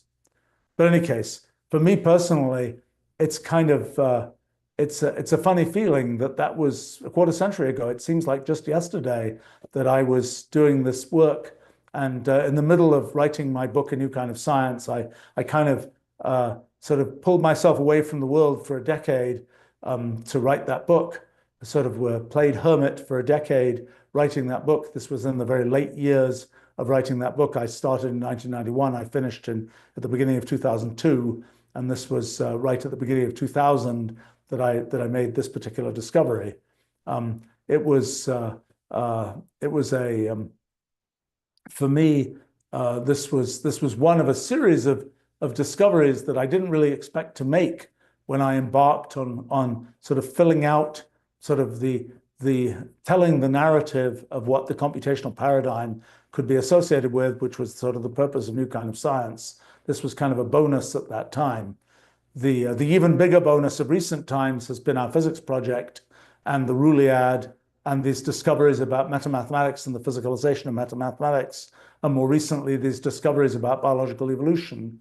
These are just great gifts from the computational universe, and I hope to go on picking these things for a long time, kind of mining the computational universe. I've spent some time mining the computational universe for technology as well as for science. In fact, some recent things that I've done kind of are a way of mining the computational universe for machine learning capabilities, something that's quite important, particularly in the issues of the moment of just what does it take to really make an LLM-like capability. It's important to see what one can just mine from the computational universe. Just as I've been able to sort of pluck 25 years ago this axiom for logic from the computational universe, so it seems one can potentially pluck much simpler foundations for LLMs from the computational universe. Well, I guess that's it for my celebration of 25 years of the simplest axiom for logic. And thanks for joining me. I hope I'll be able to be back in 25 years and do the half century. But, well, and I'll be, I hope, live streaming plenty more before that time. But thanks for joining me, and bye for now.